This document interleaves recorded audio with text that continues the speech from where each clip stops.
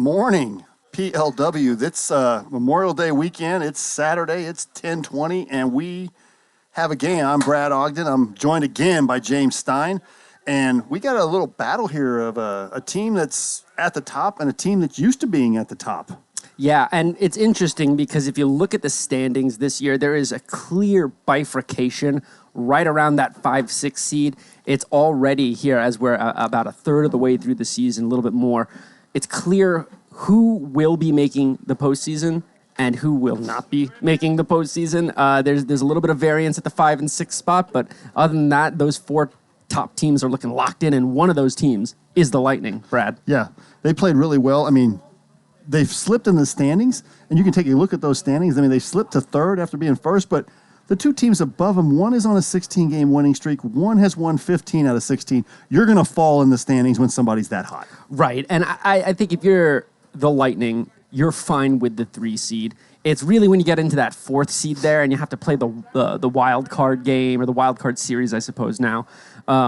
That's where you don't want to be. And so I think as long as the Lightning stay ahead of the Cajuns, they're probably feeling pretty good. And they've got a team that they have the potential to beat up on here in a Snappers team that just hasn't quite put it together here in Season 6. Yeah, we talked about that on Thursday night. Why are these guys here? And for me, it's been simple. They can't get in the dugout. Every inning seems to be like it's a 4-run inning. It's a 3-run homer with 2 outs.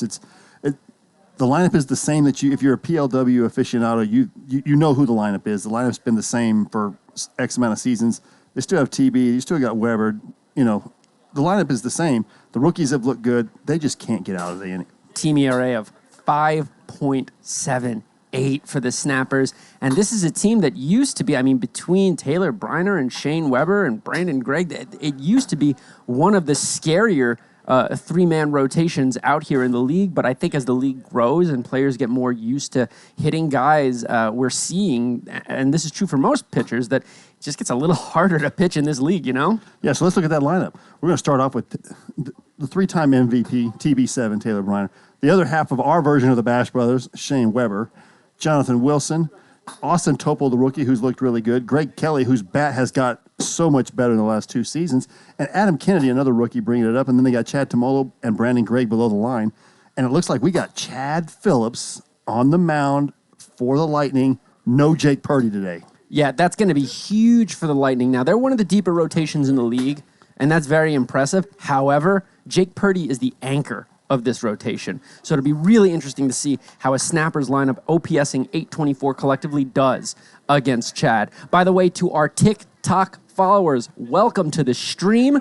I'm sure that what you're watching right now is okay, but if you want that good camera angle, Brad, if you want the dual commentary, the multiple camera angles, the replays, the chat, the Wiffle points, if you want to be able to vote on who comes up to the booth for the post-game interview, you really got to leave TikTok and make your way over to Twitch. Yeah, you got multiple camera angles. We got a guy in the booth, multiple umpires. You got it all. Taylor Briner swings in first pitch. Now he goes a little wide to put the count at 1-2. We start with an 0-1 count here in PLW. Taylor Briner, arguably one of the first ballot Hall of Famers, the only guy with he's going to get 300 RBIs if he gets to 7 today.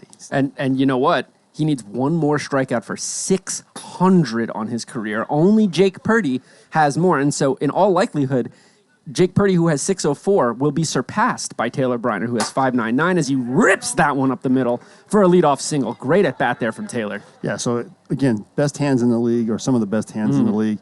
Puts that ball up the middle, takes that easy single. So we play over the line here, guys. Anything that gets past that infield line, you see those guys stand on. That's going to be a single. If it hits the wall, it's a double. In the air, off the wall, it's a triple. And obviously, over the wall is a home run. And quite frankly, the only reason Briner has 3 and not maybe 5 MVPs is because he's had multiple injuries. At one point, he was swinging with one hand for like an entire half of the season. But he is such a tremendous hitter. And just a student of the game, you know? Yeah, I think one season we have him hitting 301 with one hand. Wow. Wow.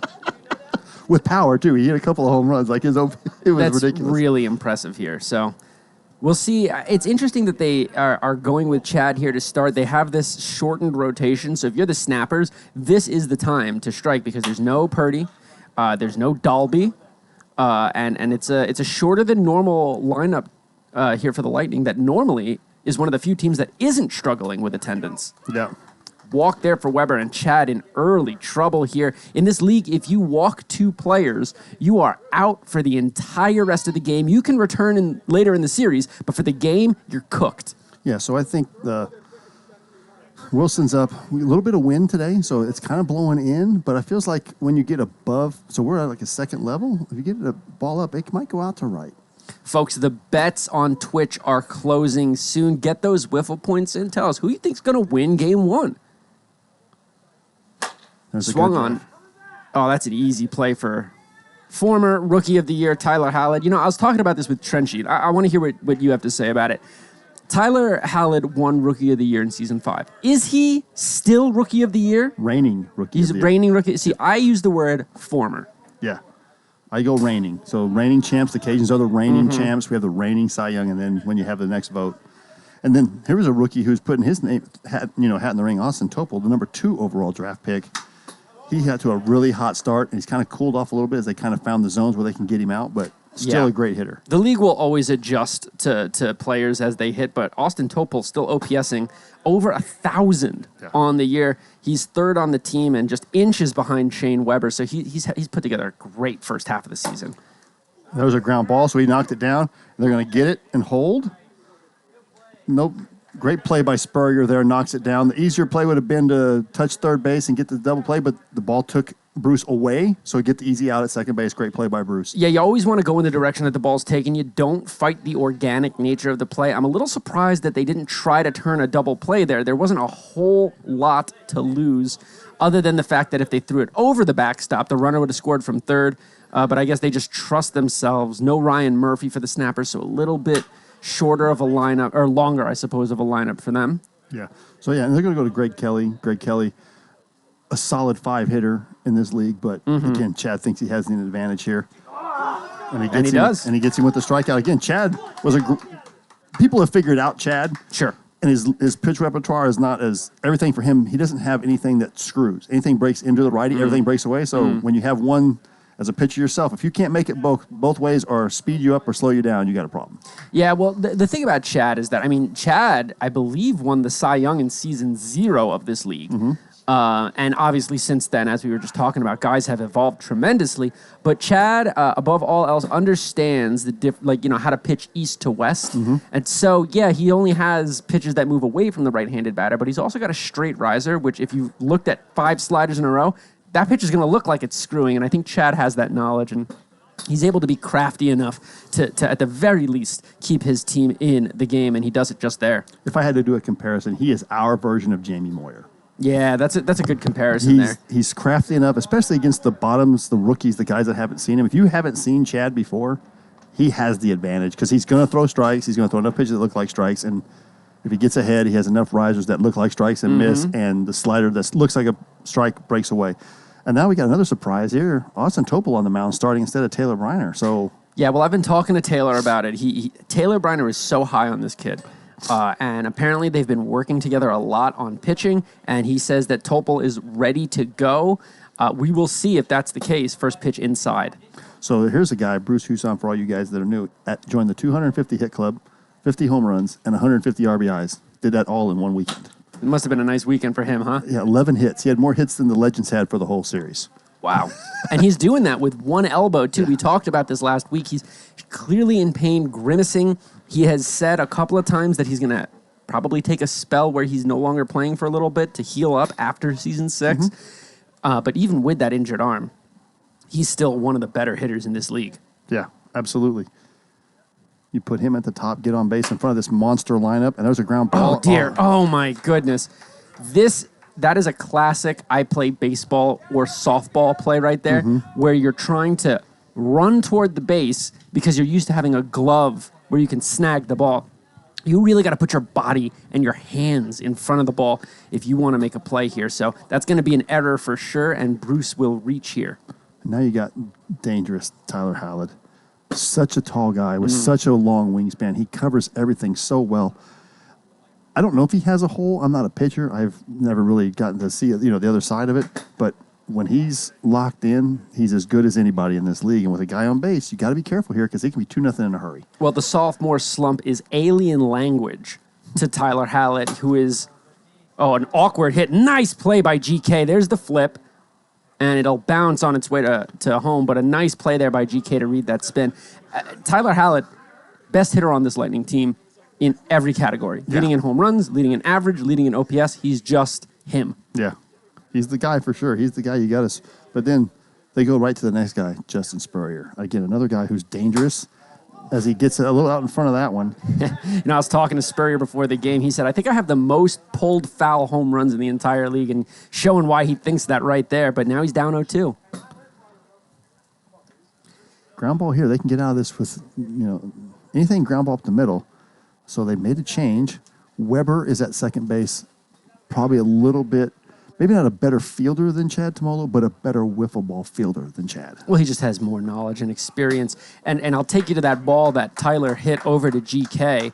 That ball had some wicked spin, and GK, being an experienced fielder, understood as that ball is lifted and out of here. Yeah. Jay Spur really has shown brightly on these on this Lightning team after leaving the ones in season 5. So luckily, as I was saying, GK fielding that ball in the way he did, waiting for the spin, adjusting to it. Instead of a 3-run home run, that's a 2-run home run. So those little things can help you. Lightning early lead here. Yeah, Lightning early lead, and it's kind of on the unforced error. Mm-hmm. Yeah, it's a little unfortunate because that unforced error, it could have been just a solo home run. And it looks like now Weber back in the outfield, batted down there by GK, picked up by Briner, 2 away. So there's another guy, Jaden Trout, who's kind of found his footing with this Lightning.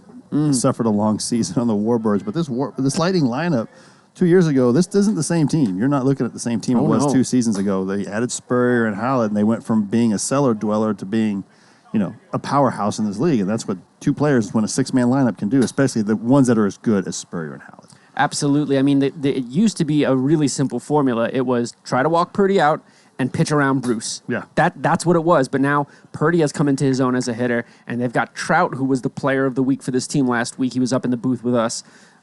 It's been a really impressive run, not just from the stars on the Lightning, but from the whole team. They have great culture, very high energy team.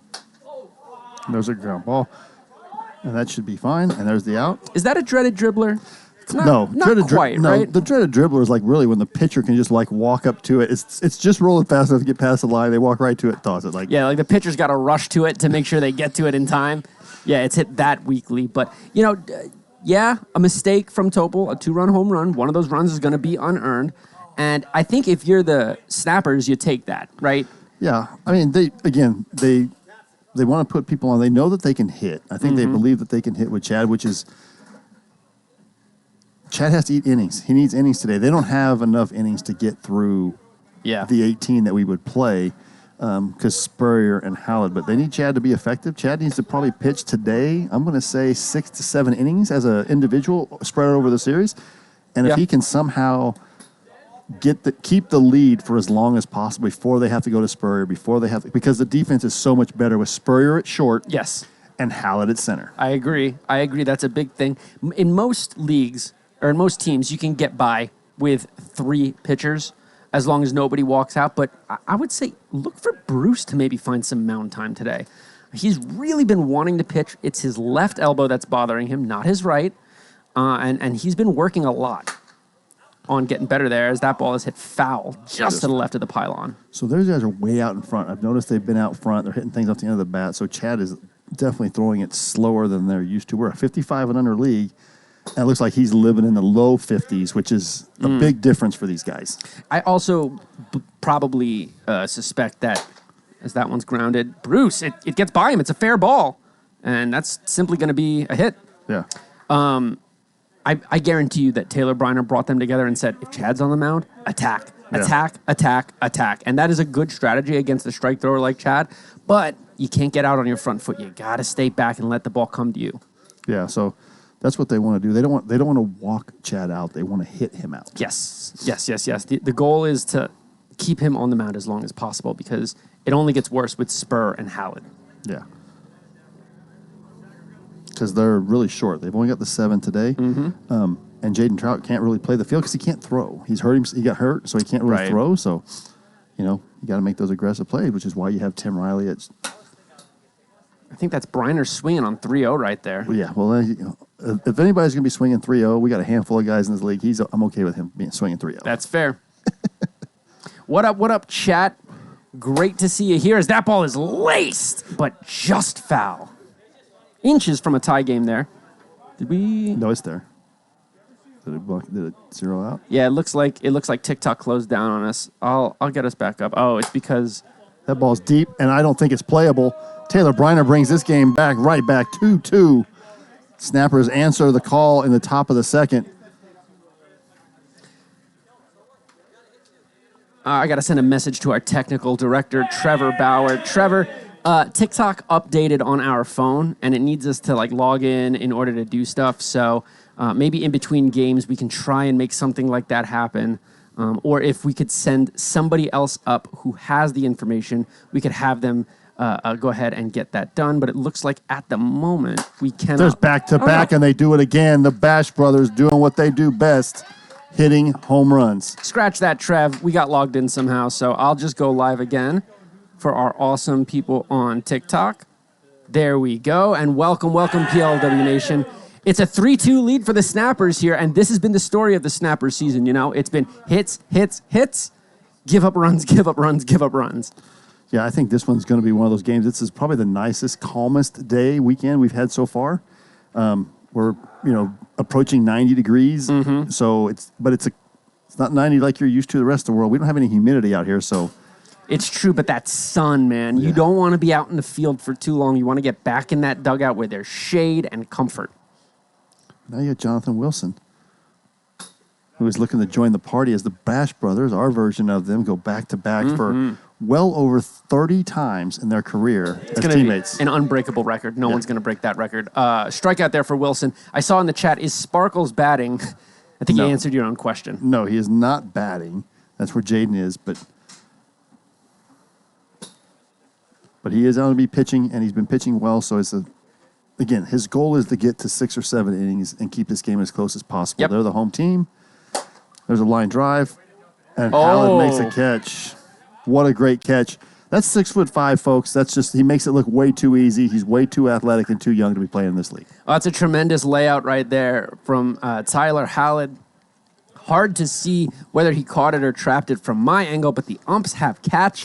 And, with a guy like Tyler, you're going to give him the benefit of the doubt. Oh, they're checking it. They're going to check it. I have it as a catch.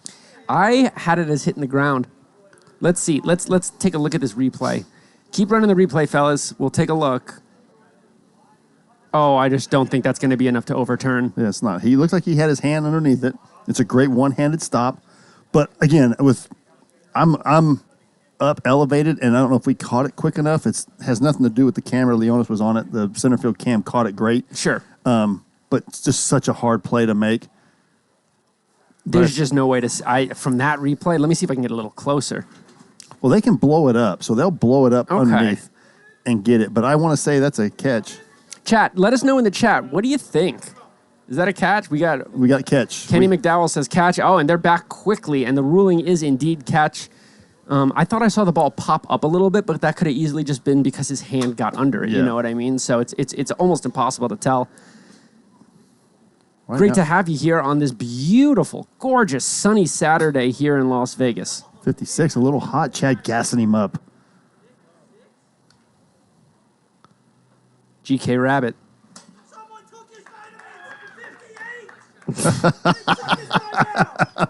So Chad gasses him up to 58. So for you guys that are new to PLW and you want to get an idea of what 58 is, I'm going to say that's pushing 90 miles an hour Major League Baseball reaction time. Obviously, it's not 90 miles an hour, but we're only 43 feet, so 58 is pushing 90 miles an hour reaction time. It's pretty quick. Now, don't forget, we swing that little yellow bat, so, you have... It's much easier, right, to get the bat around, but in terms of reaction time, in terms of tracking the ball, there's also a ton more movement.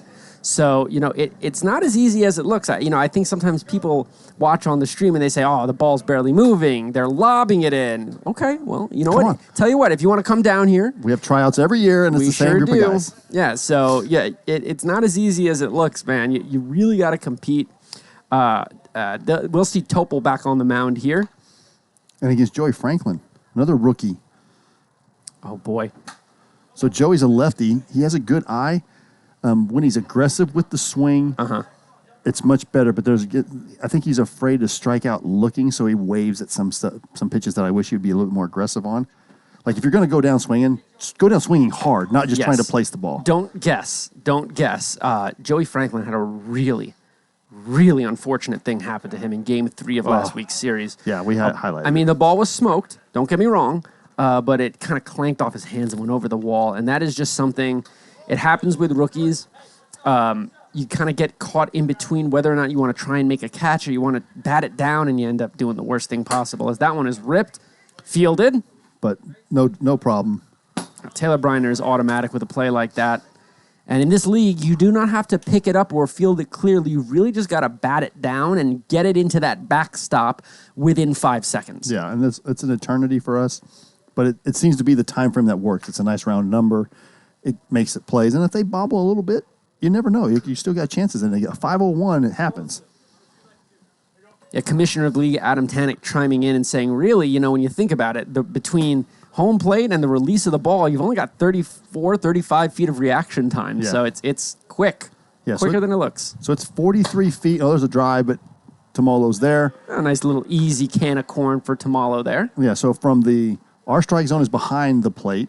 From the front edge of the rubber to the strike zone is 43 feet. I think it's 43 and a half feet. 43 and a half.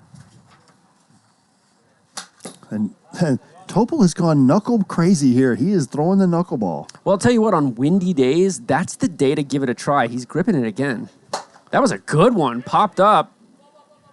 Briner calls it off, and Austin Topol, how about that? That's 1, 2, 3 inning for Austin Topol here. So that's any manager, you as a player, you score 3, you take the lead. What do you want to do? You want to get back in the dugout, and that has been the bugaboo for the Snappers all season. They haven't been able to do that. They haven't been able to get, a ball gets through, then it's a double, then they score a run, and all that momentum that they built, they lost. So now they're keeping the momentum. Right you are, and I think when it comes to Austin Topol, I think this is why Briner said, let's go with him. Yeah. We can't pitch any worse. Let's go with him. And, he gave up a 2-run bomb in the first, and that's okay. Big bounce back inning from there. I'm really curious to see if he can keep up that efficiency. Yeah, so like you were talking earlier, there's basically 3 teams, in my opinion, playing for one playoff spot. They're all playing for the 5. So 5, 6, 7. You got the Bombers who currently have it, my Legends, and these Snappers. I think those 3 teams are playing for one spot. Why not see if he can be the spark that gets you to that one spot? Because it's only going to take a week, where a little stretch where you go 7-2 and you separate. And this could be the week that they get started. I agree. I mean, this is a vulnerable Lightning team as far as, comparatively. Yes.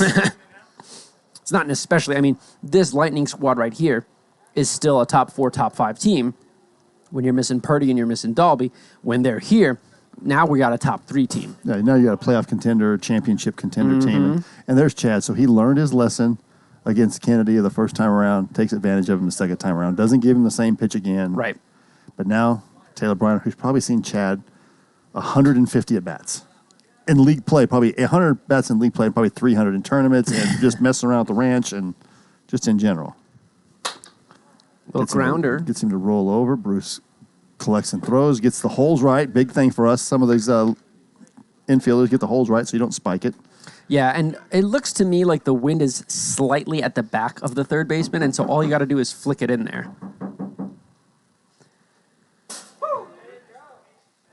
You can't read that.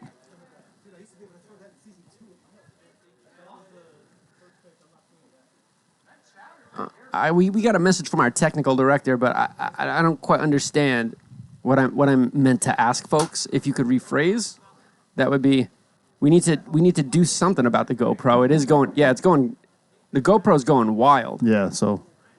So I think maybe we need someone to adjust it. Is that what we're saying? Just turn turn something on in the outlets. I don't know what that means. We'll get somebody will know what to do. We'll get it done. I think we just gotta let somebody know that the GoPro's going crazy. Is that right? Yeah. Yeah. GK will know what to do. GK will know what to do. So we'll have Ryan Leonis off camera. Just get him to get it done. He'll do it between innings. Okay, perfect. For now, we've still got that behind that outfield view. How about a 1, 2, 3 inning from Chad? That's real nice. Hey, if you're watching on TikTok, look, I'm sure your view is okay. GK. You got the view that we've got from up here in the booth. Hey, the GoPro. Who just turned something in these power outlets? Who just turned some power on? Because I'm getting dirty power now. Oh, I see what happened. Someone started using power in the dugout, and it messed up the GoPro. Okay, so I see. I now understand what. We got our technical director, Yeah. Greg Kelly, probably one of the better electrical engineers around. He'll get it figured out. The walkie-talkie? Yeah, the walkie-talkie's right next to it. Okay, it looks like we're getting the GoPro situation sorted out. The good news is we got multiple camera angles, and so when one camera goes wrong, we can fix that. Unfortunately, if you're on TikTok, you don't have access to those multiple camera views. So come on over. We got a weak stream on TikTok right now. Yeah. Normally, our TikTok stream is a little bit stronger than this, but that's okay. Probably because everyone's hopping on over to Twitch, as they should. Yeah, so we're going to go to I think this is the fourth inning. We in the fourth? I think it's the top of the fourth. No, bottom of third. Bottom of third. Yeah, bottom of the third. Yeah. Bottom of 3-2 snappers looking good. Again, a beautiful Saturday, Memorial Day Saturday. Maybe that's why the stream is a little light. People are out at the lake, at a barbecue, doing whatever, because this is prime barbecue weather, 10:45. This is when I'm firing up mine. Man, I guess. I don't know. I can't think of too many things I'd rather be doing than watching Premier League Wiffle on a Saturday morning. Topol threw only knuckleballs during that warm-up, so it looks like he is committed to the knuck. Let's see if he goes with it. No, one slider there. First pitch slider. I don't know what I'm talking about. Oh, my goodness. But this is a guy who hit a home run in his last at bat, so he's trying to be a little bit more a big swing. I'm too old to have. Nobody's too old to have TikTok, except for our elected officials, because it looks like they're going to ban TikTok kind of soon. Anyway, the good news is we're primarily on Twitch, and all of our full-length, long-form content is available on our YouTube. So you should take a look at that as well. We're a little bit less active on Instagram and Facebook. It's just not as conducive to a Wiffleball league. We do a lot of live streaming. We have the long-form games, and so YouTube and Twitch are our primary ventures. And, of course, we stream on TikTok when we can. We will be working on doing cross-platforming, and so TikTok at some point will eventually get the full Twitch experience. We just need to sit down and work it out, as that one's grounded over to GK Rabbit. Oh! It looks like he barely got it. Was that close. So he used all 8 feet of the thing. Yeah. And all it has to do is hit any part of that screen. So all you old PLW guys know we used to have 2 extra screens. And that's not the case now. We just have the one, 8x8. And I got to say, Topol is quietly really just mowing these guys down, as there's another ground ball. And there's GK doing what GK does. That's how you play third base in PLW. Yes. Knock it down, play like a hockey goalie, keep it in front, make a good throw. And Austin Topol, after that bomb, has now retired 7 straight Lightning. How about that?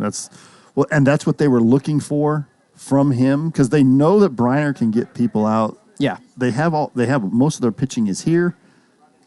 They need Topol to give them 8 innings today. They need from Topol what the Lightning need from Chad. Thanks for everyone joining in. Our numbers are ticking up. We're getting closer and closer to 100 viewers. Let's get those numbers up. This is a great time to share. Hey, if you're on the beach, if you're barbecuing, you can watch and barbecue at the same time. Yeah. It's not that deep. It's just Wiffleball. Pop the game on. Yeah, usually I'm working on a Saturday when I'm not here, and I got my 2 screens up. One is work, and one is PLW. There you go. That's the way to do it, folks. We will move to the top of the 4th here.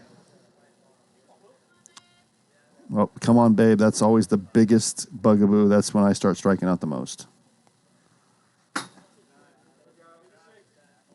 Oh, interesting. It looks like what the message I'm getting from our technical director is that sometimes guys get a little fidgety, as that one's laced up the middle by J-Dub. And they'll just start flipping light switches in the dugout. Yeah. And it messes up our GoPro. So to the players who are watching, don't touch anything. How about that? You know what you should be touching? Your bat, Yeah. the ball. Get on the field and play. Stop touching light switches.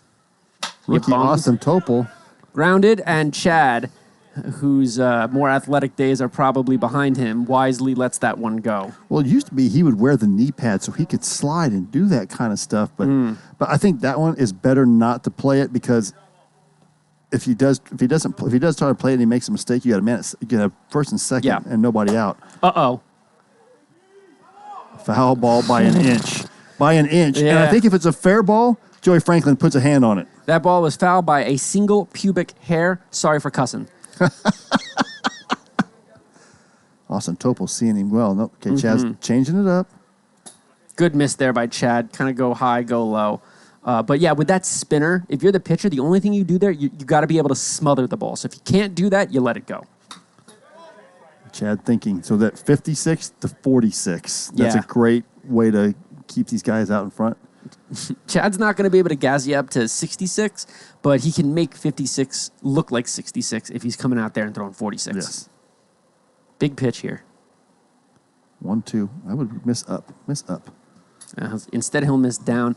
I think Chad, I've noticed throughout his career, Chad really prefers to miss down. Yeah. And I think the reason for that is because he's afraid that a ball that he's missing up with will drop back into the zone and get clobbered, which is a reasonable concern to have. Yeah. But you got to be able to work up and down as a pitcher. And that's probably why Chad is relegated to mop-up duty and, moments like these. Well, like I said, I was one of those. I can't call you a specific pitch, but I would want to tell you, if you're going to miss, I want you to miss a foot above the strike zone, because these guys think that ball is the one that they can lift out. And All four, and Chad is done. just for this game. Surely. But yeah, it would have been nice for him to get some more runs, some more innings eaten up there. 0 outs here in the fourth, and the Snappers majorly threatening. They'll go to Tyler Hallett. I'm going to draw up the specs on Hallett just to see exactly where he is in terms of his pitching. On the whole, he's been... So, yeah. So, depending on what you mean. yeah. He's got the best ERA on the team. He's got about half the innings that Purdy has, but he has a really respectable 2.16 ERA. Yeah, so him, at one point, their team ERA through 6 games, they had 5 shutouts. So they benefited from the wind, but it doesn't matter. 0.56 is absolutely ridiculous. And there's Tyler. If you look at the thing, you can see Tyler's mugshot and the stats that we put up there. Oh, he looks so excited to be here, doesn't he? And look at these are great numbers, a 216 batting average against. The only number that's a little low is the K per 9. However, that is acceptable this season. Me personally, my K per 9's at about half where it normally is, because I've been intentionally pitching to contact in this rough wind, and I wouldn't be surprised if Tyler was doing the same thing. First pitch on the way. Great pitch, top pipe, 55. Voshka. GK's had a rough first game here. This would be a great moment for him to step up and step out. So for all that length, he drops down. He kind of just flicks his wrist. Unlike Chen, who's also the 6'5" guy, and Tanek, who come over the top, he comes down low, and that's going to be an easy double play. Oh, Jesse boots it. Ball into the outfield. That not only will negate the double play, But now he goes first to third. but now the runner who was on first goes to third. The rule in this league is if it goes past that line, the runner goes from first to third, with one contingency that is not applicable in this situation, so I won't even mention it. So we're going to have runners on first and third here. Oh, I guess they stopped. Yeah, they got that right. It's going to be runners on first and third, 1 out.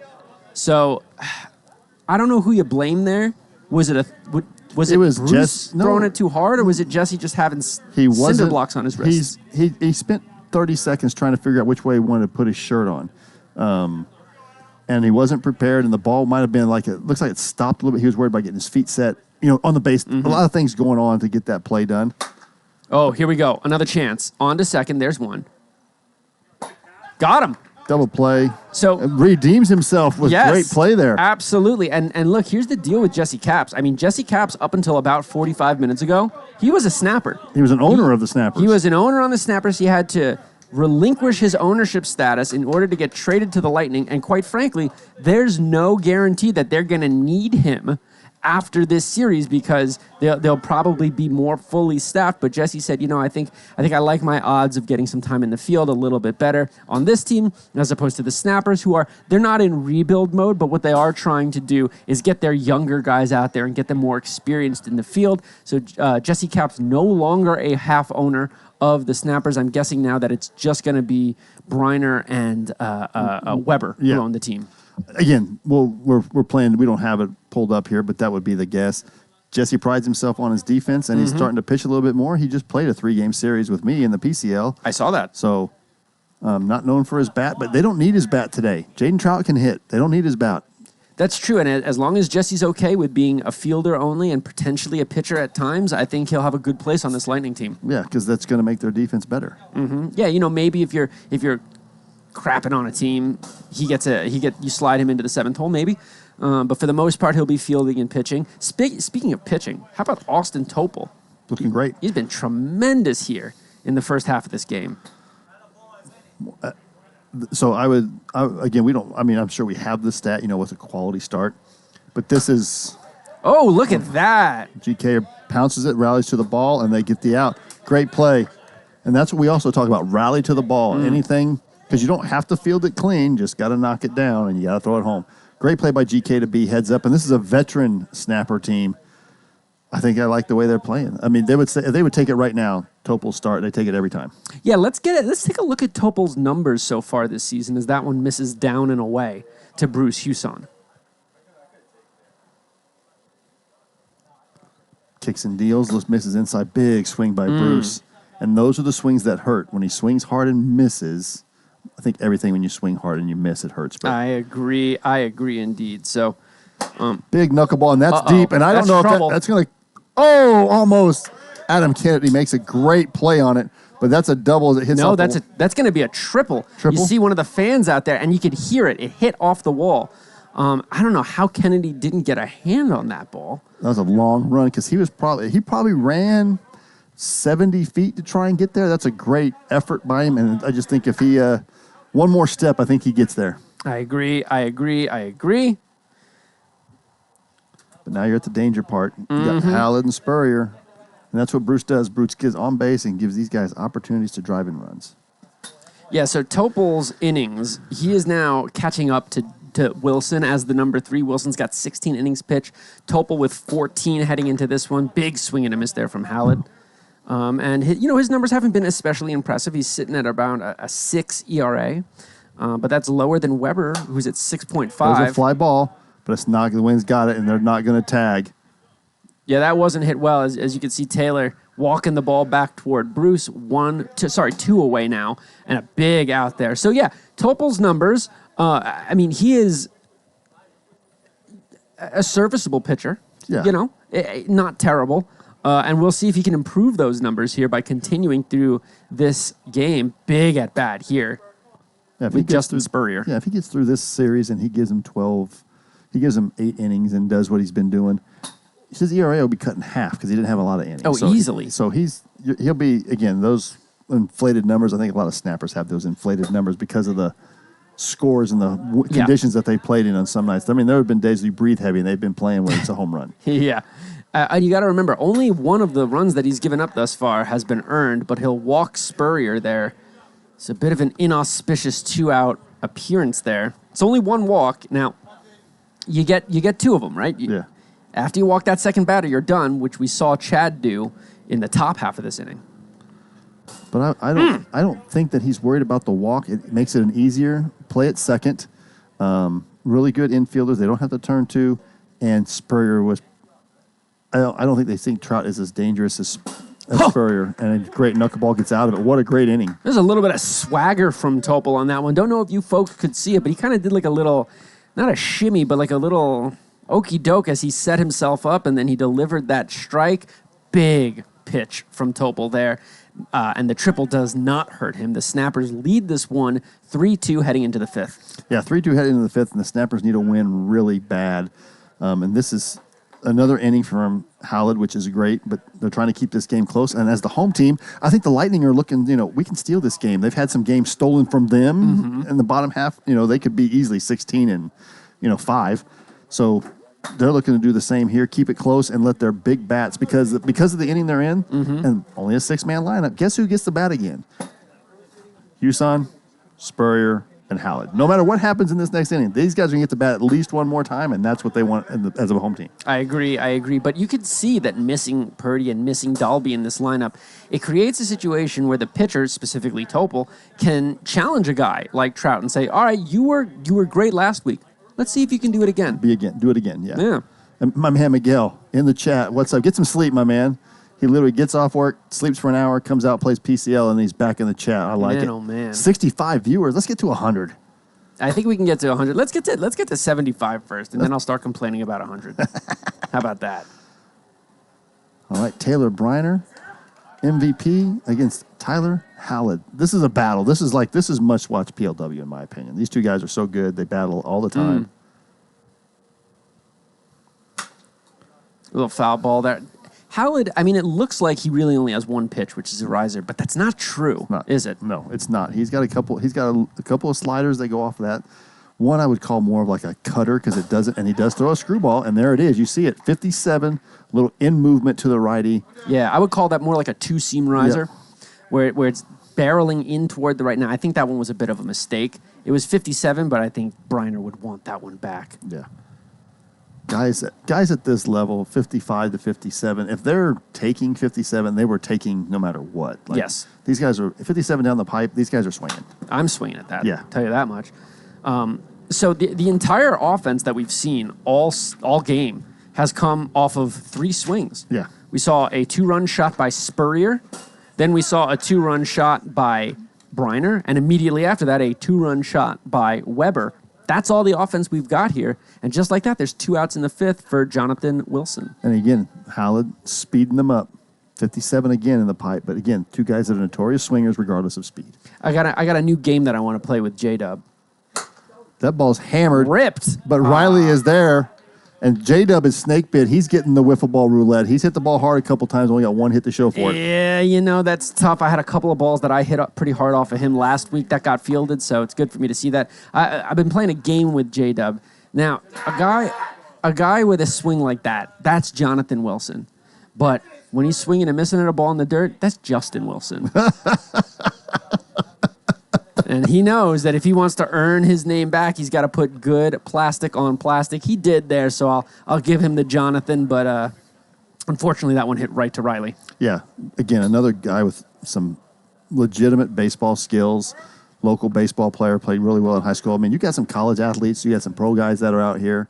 The quality of athleticism out here is really high, and the league's getting better and better. And there's a big swing by Tim Riley.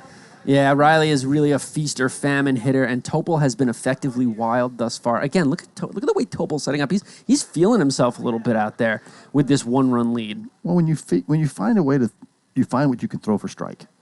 Whether it's the knuckleball, whether it's a slider, whether it's a drop, whatever you can throw for strike 1, and you can repeat that over and over again, that gives you confidence because you're not worried about walking out. Oh my goodness gracious, Grandma. And there is Tim Riley.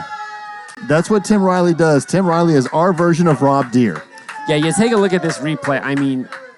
You can't throw that. Not to anyone in this league. Yeah. That is an absolute meatball. And a new pitcher, you're allowed to miss. It happens. But in a 1-run game, boy oh boy, and not to armchair quarterback here, but this late in the game, it might be time for a pitching change. Well, I think they were thinking that he could get through the bottom because it was Riley. And then maybe bring in Taylor to close it. Yeah. And, again, the thing, too, with their short staff, you want to use your innings for full innings, 3 outs. The 1-out inning, it has to be when you're up. You know what I mean? It has to be to win the game. You can't be... Oh, let's see. There's a nice play by Kennedy. That's nice. Here's the thing. I agree with you in theory, but in practice, you're talking about a one-run game. This could be the only game as the Snappers that you have a chance to win because the Lightning could come out and drop 13 on you in game 2. Yeah. So if it's me, in a situation like this, late in the game, up by 1, I don't care about inning limits. I don't care about who's walked out. I am doing the thing that we need to do to get a win. Yeah, I coach the game. That game. I don't worry about game 2 and 3 when I'm playing that game. A team like the Lightning. We got a new chat. Oh, we got first-time chat. Oh, a first-time chat. I'm trying to come back from Saucy Johnny 702. Is that Johnny Castaneda? Yes. I mean, I got to say, Johnny Castaneda, there's a few guys who I've encountered in this league who when I met them or when I saw them for the first time, I said, oh, they've got it. Taylor Briner was one. Ryan Murphy was another. And Johnny Castaneda was a third. He is a large, bear-built man who is shockingly athletic. He just has good bat-on-ball skills, incredible power. And if this Snappers team could get him back, they would immediately become a far more threatening offense. Well, I know that they have Santianis is coming back too, Christian. There's a drive, but Kennedy's there. I thought you meant Manny. No, I don't think Manny's coming back because I think Saturdays are more... for him, but I know Christian is back, and he's back full time. So you had Christian, Santianis, Castaneda, and Murphy to this lineup. Now you're talking about a team that can, if you said that lineup, that team, hey, the Snappers won the championship, you wouldn't be surprised. Yep. Anyway, there's 2 outs here now. Let's see if Topol can get through Hallett. Oh, good miss there. Yeah, the Snappers, throughout the first 4 years, they made the playoffs every year. Made the finals 3 out of 4. Made the finals in the first 3 years, right? Yep. And so, in year 4, lost in the semis, respectable. Year 5 didn't make it. We're just outside the playoffs, but that's Topol walking out. I think it's a good walk there.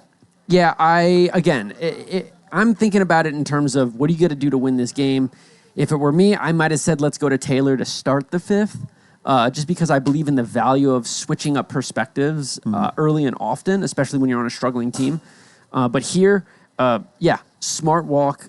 He gave this team everything they could have asked for. 4 2/3, only 3 runs, 2 of them earned. I mean, that's hard to beat. That's a great start. That's exactly what the Snappers needed. That's what they ordered. That's exactly what they needed to give them a chance. And they're going to have their best part of the lineup coming up as well in the 6th. So this is going to be the battles of the tops in the 6th, but Spurrier's up, and let's see if Spurrier can do some damage here, because if Spurrier can somehow find a way to get on base and they get Trout up, that means you could have Bruce again in the 6th. Yep, that's a big moment here. And also, don't forget, Spurrier is the one who scored the first 2 runs. He hit the 2-run home run, so it'll be interesting to see if he can do something here. But spinner. He can't. They just get it to Weber, and they get out of the inning. What a great pitch. I got to say, on a play like that, I always get so nervous when you have the opportunity to go home and instead you choose second base. If it's me, I'm always going home. I feel way more confident hitting that huge 8x8 backstop as opposed to relying on another guy to catch a ball. You never know when there's going to be a gust of wind. I'm going home with that ball. Yeah, for me, it's all about where the ball is taking you. If you've got, again, there are some guys at Shane Weber, I'm not worried about him dropping. For us, it's Casey Taravella or Bill Osgood. Like, those guys are going to be able to pick it if you bounce it. If you spike it going home, he's safe. So if you spike it going to second, you got an opportunity for, again, not an 8x8, but you have the ground in play. And as Wendy's has been out here, we've been telling guys to roll it. I mean, bounce it to him so the wind can't gust it out, and you have a chance to chest it down and then make a play. Yeah, that's not a bad idea. Of course, we've already seen once in this game what happens when you miss. Yeah, but came right back next play, double play ball. Oh, yeah. Well, are you going to bet on that? No, never. Yeah, that's what I thought. So, okay. We've got Austin Topol up. Yeah, Austin Topol will lead off. A really impressive pitching performance from him. It'll drag his ERA down a bit. Inside ball 1. Let's see if Topol can get a little charge here. They need to get a base runner on. Nope. Oh, Hallett will call off Caps and make the play. So that's a Gold Glover calling off another Gold Glover. Yeah. Me personally, I hate pop-ups, and when I'm pitching, I want to play as little defense as possible. I can field the position, but I'm always going to let my fielder take the ball. Yeah. Well, and Hallett's so secure, and he calls it. He's so good. Let him have it. All right, so 1 away. Chad Tomolo getting in at bat here. Good lefty swing, and he hits a laser. Nice shot right there. Nicked off the outstretched thumb of Jesse Capps. Impressive to just get a hand on it at all because that ball was absolutely smoked. Yeah, so he was batting for GK there. Left-handed swing. Baseball player, really good baseball player, just hasn't quite translated yet to the wiffle ball. Kennedy with a little blue. Uh-oh. And it stays in, and they're going to get the out. What a play. That dances on the line, and they get the out. The ball doesn't cross the line. It's in play, so great job. Full team hustle there. You see the ball hitting off of the shortstop's hand, and then Hallett from the pitcher, he comes out, he goes to get it, but nope, now it's rolling a different way. So Bruce, who never gave up on the play, he comes in, he grabs that ball, and he'll step on second for the second out of this inning. This is the at-bat of the game right here. I agree. Swing and a miss for strike 2. 60 miles an hour, gassed him up. Again, a guy who's not afraid to swing it. Yeah, I mean, yeah. I'll let Taylor swing at that all day and night. But not the second time. He's Yeah. too smart. Too smart for that. He knows he's like, okay, you did it once. Let me see if I can get him again. Yeah, that came in at 62. That off the hand, it looked closer to 65 for me. A little easier to take that one if you're Taylor Briner. 1-2. That one also hot. Really smart by Hallett, who knows that Taylor will swing at hot pitches. But now the count's even, so I would be really surprised if he does it again. Yeah. And you can see these outfielders. Most guys were playing in about 10 steps. These guys got their backs against the wall. Yeah, a double here would score a run. No reason to play Taylor Briner in under any circumstances. And now we got a full count. Ooh, checked his swing. Kyle Lohman, first base umpire, says no. And that is a walk for Tyler Hallett. It'll bring up Shane Weber in now what is the biggest at-bat of this game. Another huge at-bat. Just missed wide. Look for him to juice one here and look for Shane to be ready to jump all over it. Chat, we are officially above 75 viewers as that one's ripped. It is into the hands of the rookie left fielder. He slipped and fell. What a play, Brad. Yeah, so Joey's been playing a great outfield. He's really athletic. Overran that ball. The wind got it, pushed it back, and he lost his footing. Never lost concentration on the ball. What a great play. Well, quite frankly, I'm not even sure if the wind got that ball. When you lace a wiffle ball, it will move as if it were pitched. Yeah. And, when Weber laid into that one, I mean, he really got that ball. It just wasn't high enough to get out. And so it had a natural curve to it, which if you're a rookie, you're probably not expecting. And so great hands there. Bad footwork, but great hands to stay with it and make a game-saving catch there for his team. That's the beauty of the scorebook, folks. There's no pictures in the scorebook. They don't say out. It's just fly ball, caught. Great reference there. But now, All right, so now obviously you got to give advantage Lightning. In a game like this, when one team's clearly better than the other, what I normally say is that the shorter this game gets, the better, meaning the longer that they're tied, the better the odds that the Snappers have. However, obviously, now we're in a situation where the Lightning can win it but not lose it. So it's advantage Lightning until we get to the 7th. Yeah. Great first pitch there from Briner. GK, sure-handed, makes a good throw. Oh. GK likes to live dangerously. He's hit the top pipe and the side pipe. Wee-wah. But 2 outs. Is that 2? I think that's just 1. I think that was the leadoff batter there. Leadoff batter. Tim Riley, who homered in his last at-bat. Taylor really relying on that riser right now. I wonder if that's because he feels more comfortable with it or because the wind is doing something as he'll field that one easily 2 away. 2 away, so now it's going to rely on, can Joey Franklin get on base for Bruce Uson? Chat, the numbers are climbing up. Now, our TikTok is doing poorly for some reason. Can't figure out why. So, look, my friends on TikTok, come on over to Twitch. We love having you here. But to the folks on Twitch, we love having you. Let's get that number closer up to 100. We're steadily climbing here as we approach the end of game 1. Get involved with the chat. Share the stream. Wake your jerk buddy up who slept in after getting a little too drunk last night and say, hey, there's Wiffleball on. It's time to watch. There's a smash, but into the ground, and he gets out. And now we have our favorite thing, extra whiffs. Bonos. Cantos. So Very exciting. So we start with a runner on second base. Nobody out. And we're going to be right up. I think it's going to be Shane Weber at second, and you're going to have J-Dub. Jonathan Wilson, who's hit the ball hard today. Yeah, in his last at-bat, you'll remember he ripped one into right field. It just happened to be straight toward Tim Riley. It'll be interesting to see if the Snappers can capitalize here because, I mean, Taylor looked as good as anyone on the mound right there. And so you kind of get the feeling that if the Snappers score here, they'll be able to pull off a win. Yeah.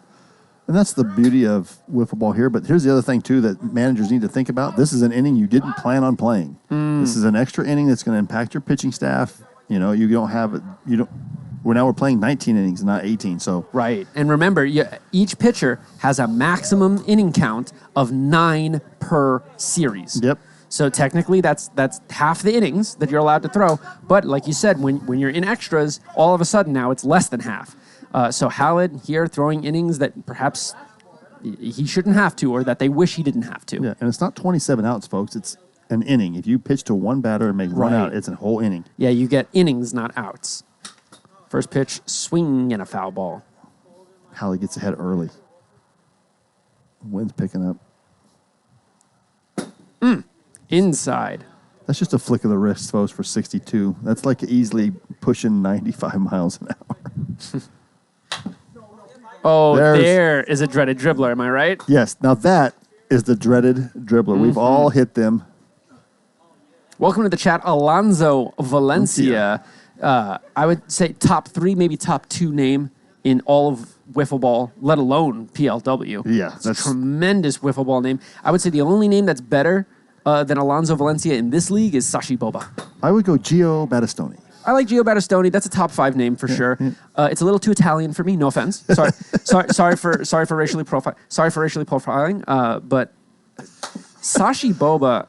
Sashi's the best. That's just such a. It's just such a good name. And the nickname, Southside. Southside. I mean, I'm not even talking about the nickname. The nickname cements it. That's a nail in the coffin right there. Sashi Boba. First of all, it sounds like a delicious drink. You know what I mean? I love boba tea. I love the pearls. And Sashi is a pearl in this league. So there you go. Yeah. Anyway, there's 2 outs here. And here's Tamalo. Who hit a rope through the 3-4 hole in his last at bat on You'll the first remember that. Yeah, that it went off the thumb of Jesse Caps. And you can see Jesse's now wearing a brace on his thumb as a result. Oh, that's ripped into the gap. Riley cannot get it. It'll score a run. Tamolo. Oh.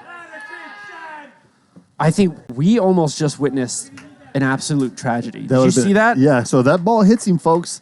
The runner's out. The runner's not out. The runner has to stay at third. So here's the deal. When you throw the ball in from the outfield, if there's a man on second and a single, if you throw it in and it hits the backstop or the strike zone on a fly prior to 5 seconds, that runner is held at third. Mm-hmm. However, if the batter gets in the way of that throw and it hits the batter, runner's automatically held at third.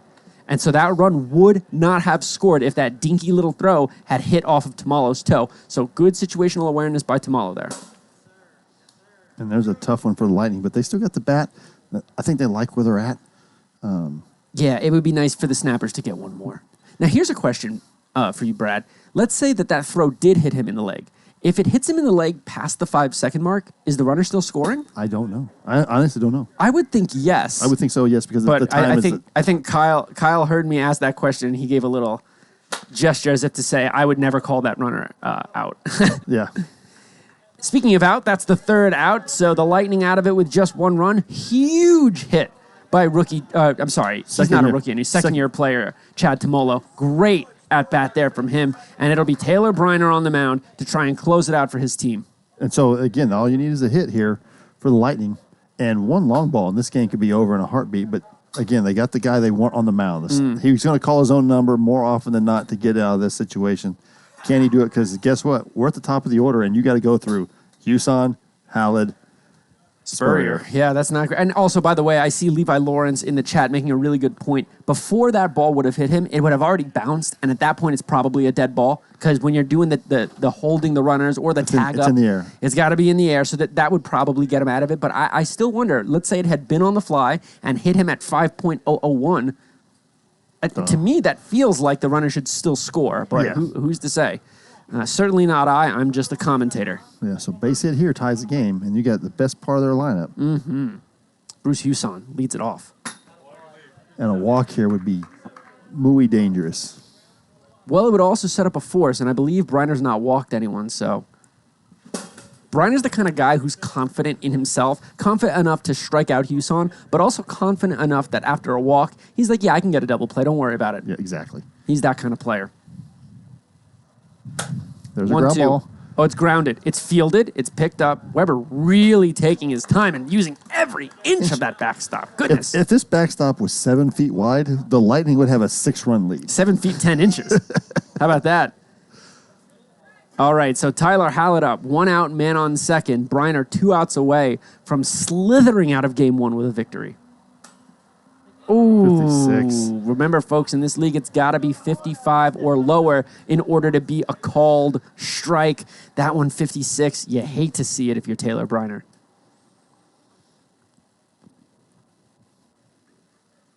Big pitch away, so now we got a hitter's count. This is a green light all day long. Yeah, Tanik, the commissioner of this league, chiming in, saying that the rule might need some light adjusting. I know, for example, when we talk about a player leaning in and blocking the ball from hitting the strike zone, the wording is non-zero chance of it hitting the strike zone. So maybe non-zero chance of it hitting the backstop, yada, yada, yada. Yeah, so there's a big walk again. I don't think he was pitching around him. I think once he got down 2-1 and he missed with that pitch, he's like, you know, I'm not going to give him anything nice to hit. I'm not going to lay one in there. Yeah, let him get himself out or Let me deal start with over. Spurrier. Let me start over. A double wins it, but it's popped up and Briner's right there. And oh boy, talk about a bounce back. What a great pitch. Good swing. He knew he was going to throw him a strike. A little aggressive there and just missed it. So here's Jaden Trout. And Trout, remember, the player of the week last week for the Lightning. Huge chance after a quiet day to do it for his team. Oh, that one wasn't 56, Brad. That was Cinco on the pipe. That's why he's going with that, because he can keep it that ground level. This lever looks like it's going to be a strike, and it's not dropping. Yep, I agree. There's another one, but it's hot. Clearly hot at 65. All I'm saying is if you're going to throw that pitch, don't throw it to me. Yeah. 1-2 pitch. I don't know if Taylor's got a strikeout yet when he's pitching, because he only needs one to get to 600. I've been watching. He has yet to secure a strikeout. And strikeouts are down all across the league. Swing and a miss. There it is. 600 and a victory for Taylor Briner. Wow, how about that game? That was a great game. It's one of the better games that we've had this year, back and forth, and the weather didn't play a part. It was really the play on the field that stood out, and we're going to have game 2 in 4 minutes. Something like that. See you then.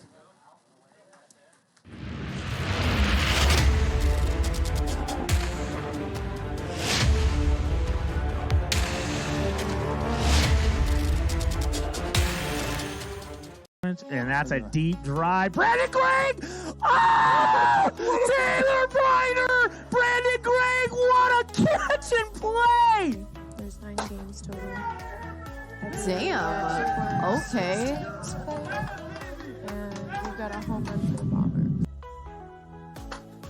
Oh, wow. Murph grabs that like a boss. Like that, where's the hole? Like I thought I had that the whole way. Oh! Sansone just smoked it off Buck Burner's mouth. Looking really good as Gio unloads on that. And we were saying that the winds are kind of, slightly going out there.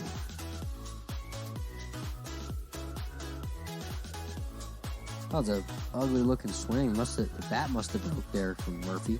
Looks like he's gonna go get a new one. Let's take another look at this.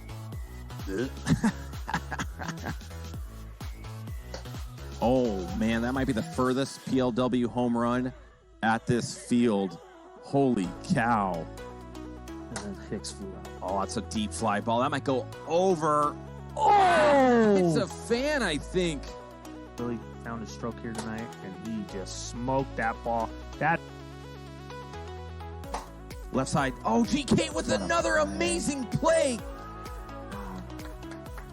Wow.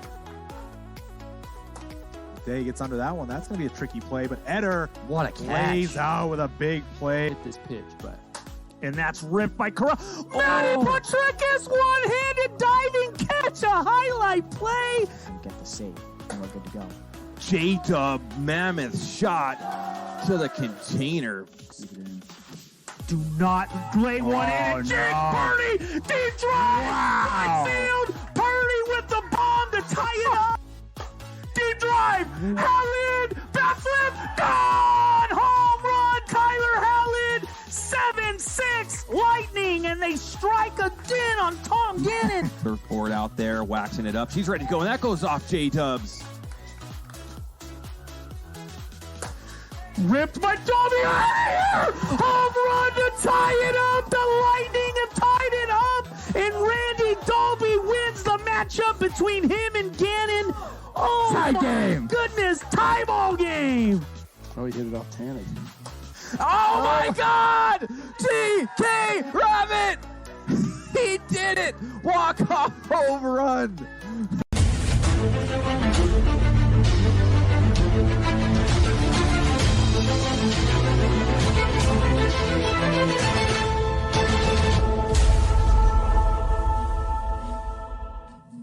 Welcome back, PLW Nation. You're talking about game 2 after we had an extra inning tilt. The Snappers get a much-needed win, extra innings to do it, and the weather didn't play a factor. It wasn't a botched play. It wasn't this. It wasn't luck. It was on the field, played well by both teams. Gritty, gutty, wiffle ball, awfully close matchup. Welcome back, everyone. Welcome Twitch. Welcome TikTok. We are here for game 2 between these two teams, and the Snappers now have 2 chances to win this series. What do you think? Well, so now no Chad on the mound. They're going to go with Spurrier in game 2.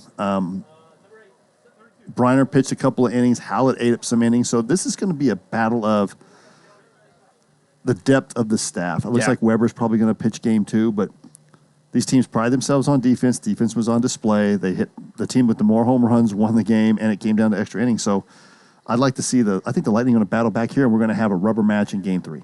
Length matters so much in this league. The deeper teams tend to win. The Lightning is a historically deep team, well, recent history, but they are missing 2 big players. And Spurrier, who has been plagued by walk problems his whole career, less so this season, he's really going to need to give some innings in this second game here. Yeah, he's been an effective lefty. So the win typically, first half of the season, first quarter of the season, has come in from right field. So it made these lefties just look so good. And oh, that's trouble. That's got trouble all over it. Yep. Booted by Riley, and you could just, so much spin, curling to the right. It just, a difficult play, harder than it looks. Yeah, the plastic ball, bare hands, it's tough to make a play, and especially when it comes back at you and or over your shoulder. Like, that ball could move an inch at the end and it just makes it a tough play. To the technical director, I removed the wide-angle lens from our TikTok stream. Our numbers were doing poorly, and that might have had something to do with it, so we'll see if the standard angle gives us a little bit more viewership on TikTok. We had great TikTok viewership last week. Quite literally, thousands of people stopped by, and some of them transferred over to Twitch, which is really what we want. And so a little bit lower than normal viewership on TikTok in Game 1. Let's see if we can get those numbers up in Game 2 on Twitch. Welcome, everybody. Get those votes in, get those bets in. Who do we think is going to win Game 2? All right, that was a big pitch. So now 2-2. 2-2. Shane Weber, home run in the first game. Bash Brothers went back-to-back, which is what they do. Swing and a miss at 55. Big pitch there from Spur. So now Spur can get a ground ball here. You've got a really accomplished infielder. They picked up Jesse Capps. Yep. He's a Gold Glover. He's consistent with the throw. If they can get a ground ball here, Jesse can get him 2, and they can get out of this inning unscathed. The air won't hurt him. Well, standing in their way is Jonathan Wilson, who hits one right back to the pitcher, fields it, gets it to Jesse. This is taking a really long time, but off the zone. Safe. And we are safe at first. Yeah, that play was very slow developing. Remember, folks, to those who are new, to those who are just tuning in on TikTok, know that when a ball is put into play, the outfielder, infielder, etc., they got 5 seconds to make it happen, right? 5 seconds to make it happen. Otherwise, the runner is safe. So they tried to turn the double play. They got the runner at second, but not at first. And as long as he doesn't throw it over the backstop, there's no disadvantage there to give it the effort. Right, and Jesse, a veteran player, rarely going to go over there, so you might as well go for it. Now, there are times where you might not want to. For example, if there's runners on first and third and 1 out, and a slow developing play like that happens, well, if you can't get that second out, the runner from third scores. So you really got to be careful. Outside, 2-2. And yeah, to the technical direction team, this is a note to take care of. I took that camera off and we immediately started getting more viewers. So let's not use that wide angle camera. The folks on TikTok don't seem to like it. Yeah, come on now. Come on over to Twitch. First game score was 4-3 in favor of the Snappers. There's a little ground ball to Bruce, over to Riley. And the air does not hurt. They get out of the inning. Spurrier pitches well. Gets out of the... Yeah, so you can see Briner if you're watching on TikTok a little bit.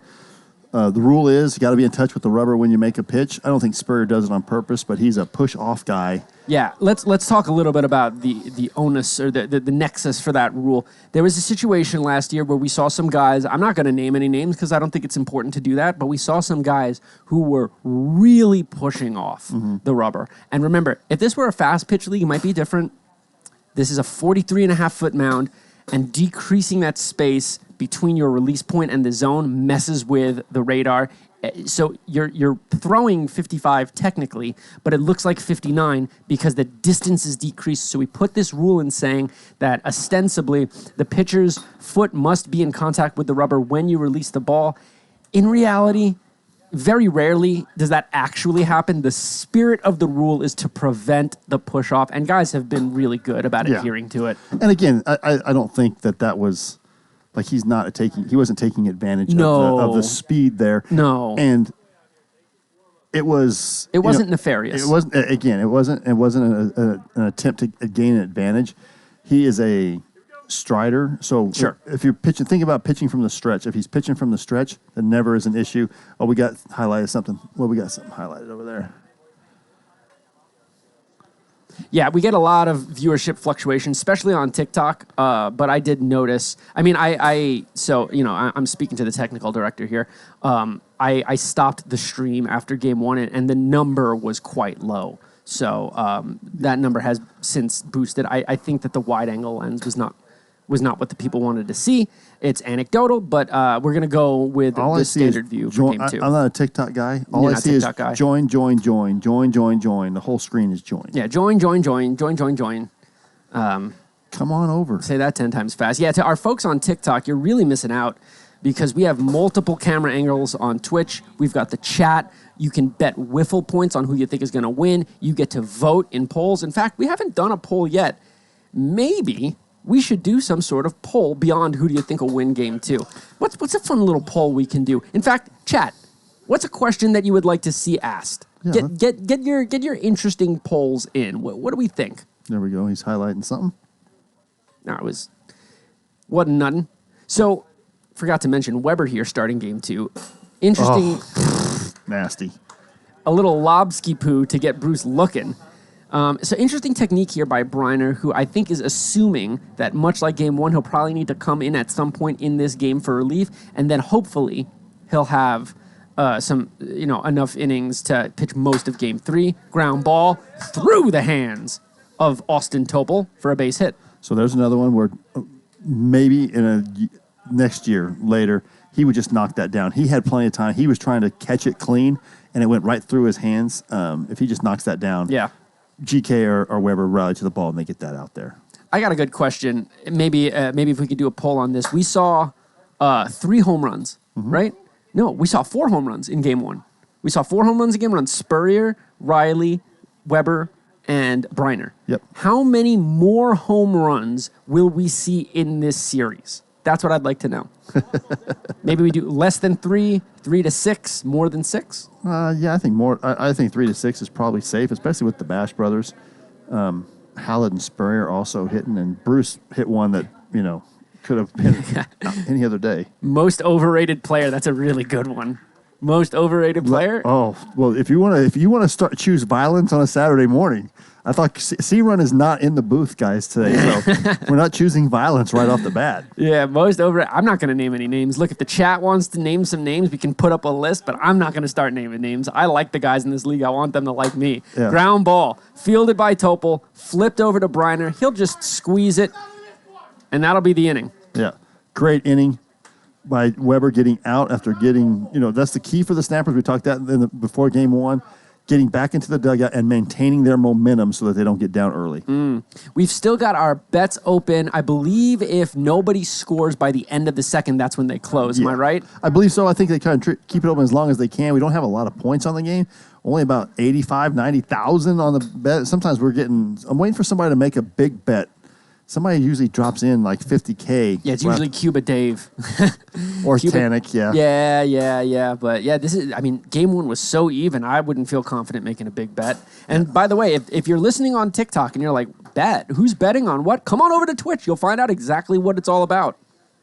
Stein was, TB saying you were voted the most overrated player at last year's. Who is voting me overrated? I don't know. I think he's just doing it to get That's get crazy. All right. Do we have secret polls that I don't know about where I'm getting overrated? How was I overrated? I played like trash last year. Right. Who's rating me high last year? I was playing with one arm. Kidding me? Brad not saying the second part. I don't know what that means. The chat did. Oh. The chat voted me. Yeah, the chat doesn't like me, and they never want me up in the booth. It really, truly feels anti-Semitic, if you ask me. I can say it. We've already gone down that path. Bo can't. I can say it. Yeah, I think that the chat, I don't think it's me. I think that the chat really doesn't like to glorify part-time players, but I'm coming for 12 weeks. Is that part-time? No, that's more full-time than 80% of the league right now. Yeah. Eat a bag of dicks. Sorry for cussing. Saturdays help you out. There we go. We got somebody highlighting it. Oh, fly ball. Tomolo had 2 big hits in the first game after coming in as a pinch hitter. Yeah, Trev rated second most over. I don't know who was saying that Trevor was overrated. He was just the best player in the league last year. What do you mean? Yeah. You look at the numbers. He single-handed. I mean, look, not to take away from the Bombers, but the difference between the Bombers made the playoffs, right? If Bauer's not there, they do not make the playoffs. So what is value if not that? You know what I mean? Yeah. And he did it by hitting, and he did it by pitching. He's not the best defender, but come on now. Chad Tomolo, 3 consecutive good at bats. He just works a walk there. Single walk, and a big walk, by the way. As we've mentioned, historically, Spurrier has struggled with walks. He's been able to limit them here in Season 6, but it'll be really, really important for him not to walk out of this game, especially not in the second inning. Yeah. I think anyone who rates me as an overrated player should have to have an at-bat against me. That would be I like hitting against you. Yeah, you do, don't you? But that was in the sun. I can see better in the day. Although that wouldn't be evidenced by my at-bats this morning. Gee, Mary, Joseph. I prefer I'm a cold weather player, man. I don't play as well in the heat. Well, you're a tropical person. You're up in Utah all the time. It's much cooler up there. Little grounder. Fielded. Fires. Got him. Oh, Briner's saying that was off of him. I don't know if we've got a good replay. Yeah, I don't think we got a good replay. I don't know if we do, but we might. Well, you can see Briner right out of the gate was saying, nope, that hit off of me. I don't know if the umpires can confirm it. We got Kyle Lohman on his horse making his way to the dungeon to take a look at this replay. This is going to be a really hard because I just don't think we have the moment where he made contact. Yeah, I don't know if we do. Hopefully we do. Again, so all the cameras are going at the same time. Right. So it's just a matter. We might not have it. You might not be able to see it, but they'll be able to pull it up underneath. So we have all 3 cameras running at the same time. Well, and the thing about this is that I like the replays. I like the umpires. Don't get me wrong. But Wiffleball at the end of the day is a gentleman's game. It really is. Yeah. And if Taylor Briner, one of the most historically good-spirited players, says I fouled it off myself, I'm going to give it to him. Well, yeah, I think we try to do that generally. I mean, guys, I don't think guys do it to take advantage of situations. I think they generally believe that it... There might be a couple. Well, there might be a couple, but we all know who they are. So, indeed, he will be given the benefit of the doubt here. And it looks like we've got an 0-2 pitch coming. 1 on, 1 out here. Outside. Now, this will be interesting. It'll be, does Spurrier feel like, hey, I deserved to get an out right there? Or is he like, whatever. Yeah, I'll just get him out in a different way. We'll see. Grounded. Look at this. Ball don't lie. Over to second. Fires in. I don't think that's in time. And indeed, it's wide. But that's okay. Tim Riley not known for his defense, but again, nothing bad can happen there as long as he doesn't throw it over. You have nothing to lose. Correct. You just can't throw it over the backstop. If you throw it over the backstop, the runner's going to advance an extra base, and a huge at bat against Shane Weber here. So you've got, if you guys are watching, Jesse Capps is wearing a Snappers jersey turned inside out. Yeah. He literally was an owner of the Snappers before the series. Moments ago. And the Lightning needed a player. They needed a player pretty badly. He relinquished some of his stuff, and now he's on the Lightning and contributing right away. Right away with his defense. And by the way, Spurrier now, 2-0 count here to Weber. Huge pitch coming. In there. Oh, boy, did he need that one after hitting the tin at 57 with the previous pitch. Remember, anything thrown over 55, if it hits the zone and the batter doesn't swing, that's a ball. Yep. Got to keep it under 55 unless the batter swings. And that's what we refer to as medium pitch. Yes. Swung on, a blooper. Riley right there. And that'll do it. Spurrier out of trouble. He's a little frustrated. Not sure why. No runs scored, but he did walk a guy. Yeah. Got to walk there, but they're, again, I think the Lightning like every chance they can get a 0 up and they can come up, they like it. They're too good. Hey, guys, we need to keep it moving, you know? So we have 3 series today. Don't think that you don't have another one. We got another series right after this one. So we got Sand Vipers 1s. Yep.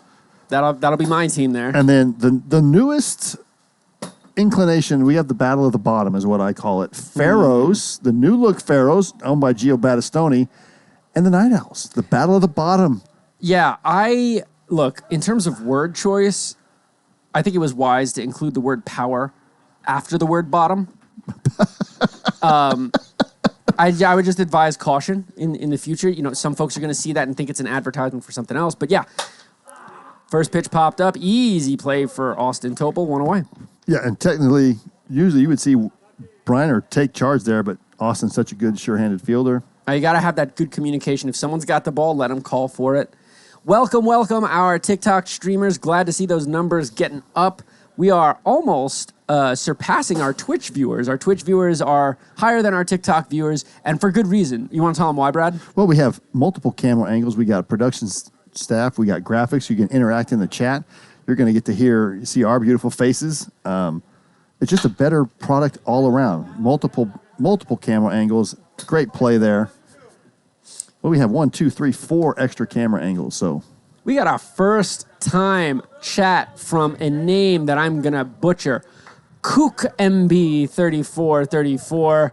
A message that surely signifies that he stands with women. And welcome to the chat. We love having you here. most home runs, we got to... Okay, Hookem. Oh, so that's my man. Oh, that's Kyle Baker. That's Kyle Baker. My teammate, Kyle Baker. He'll be playing here in the second series as we attempt to tackle the Vipers, who are on a 16-game win streak. 16-game Goodness gracious. Boy, I hope it's not 19 after this week, man. I'm going to try real hard, I promise. I know you will. Meanwhile, Weber making quick work of the Lightning here in the second. The Lightning, I mean, they've got most but not all of their offense, and they just look a little slower than normal today. An opportunity for the Snappers to seize. I just think it just takes one swing. I agree. With a six-man lineup, it takes one at bat, two at bats, two good hits. You're gonna get the bat again the next inning. It's just the lineups can get going so quickly here. Oh boy, that is a rare bad swing from Bruce. That was changeup all day long. So Weber got Bruce with a lob down the middle in the first, and now here in the third, a changeup in the dirt. Bruce not looking like himself. Jaden Trout clearly struggling here early on. Really the only ones who have hit with any sort of power are Spurrier and Riley, and even that was just, one good at bat from each of them. The Snappers pitching looks completely different. Yeah, but again, if you've been watching PLW for the first 8 weeks, the Lightning have played games like this all year. They've played the close games. They've won a lot of the close games. They pride themselves on being a gritty team. And the Snappers just haven't had any success like that. So this is kind of common ground for the Lightning. I think they're very comfortable here. And the Snappers are comfortable just getting wins. So yeah, this is kind of like a man bites dog situation. Yeah.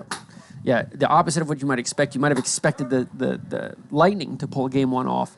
But great competition thus far. Tremendously evenly matched are both of these teams, and they're both missing pieces. Yeah. Thanks to everyone on TikTok sharing the live. I can see y'all doing that. Hey, if you're on TikTok, send us some likes, send us some chats, ask us some questions. We're monitoring these chats, and I know I'm trying to persuade you to get off TikTok and hop on over to Twitch where the quality of stream is better. But if you must be on TikTok, say hi. Let us know where you're watching from. Tell us what's going on. Absolutely. You're going to see Justin Spurrier here going his third inning of work. Already with one walk, so if you get a second walk, you walk out. And now you got Jonathan Wilson, J-Dub, my partner usually on Thursday nights in the booth. Ground ball. Bruce makes that easy play, checks the holes, and a little flick of the wrist. There's one out. Yeah, Bruce, a big guy with a gentle touch over to the backstop. That's one out. Now you got Austin Topol coming up. Yeah, we're moving right along here in game two. It's not like these games are taking an especially long time, despite the fact that the first one went to extras, but we are going to be chronically behind with all of our series. On Saturdays, we often have 3 series. Yeah, we got some folks in the TikTok chat now. Is this like baseball? It's just like baseball, except better. Yeah, so baseball rules, ground ball through the infield. You see the line. You guys can kind of see where those infielders are standing. There's a line there. Anything that lands past that, whether on the ground, in the air, that's a single. Anything that hits the wall on the ground is a double. Anything that hits the wall in the air is a triple. And anything over the fence, obviously, is a home run. Mm-hmm. And you guys are probably looking at arguably the largest wiffle ball field in the country. How about that play right there? Joey Lawrence. And you guys didn't get to see that on TikTok because it was just out of your camera view. But Joey makes a great play, diving to the left. What a great play. Yeah, you know who did get to see that, Brad? Everybody on Twitch. Everybody on Twitch, and they were just watching a replay too, which you don't get on TikTok. Maybe someday we'll be able to set that up, but not right now. So that's why we stay encouraging guys. Yep. And our poll has closed, indeed, as you suspected, Brad.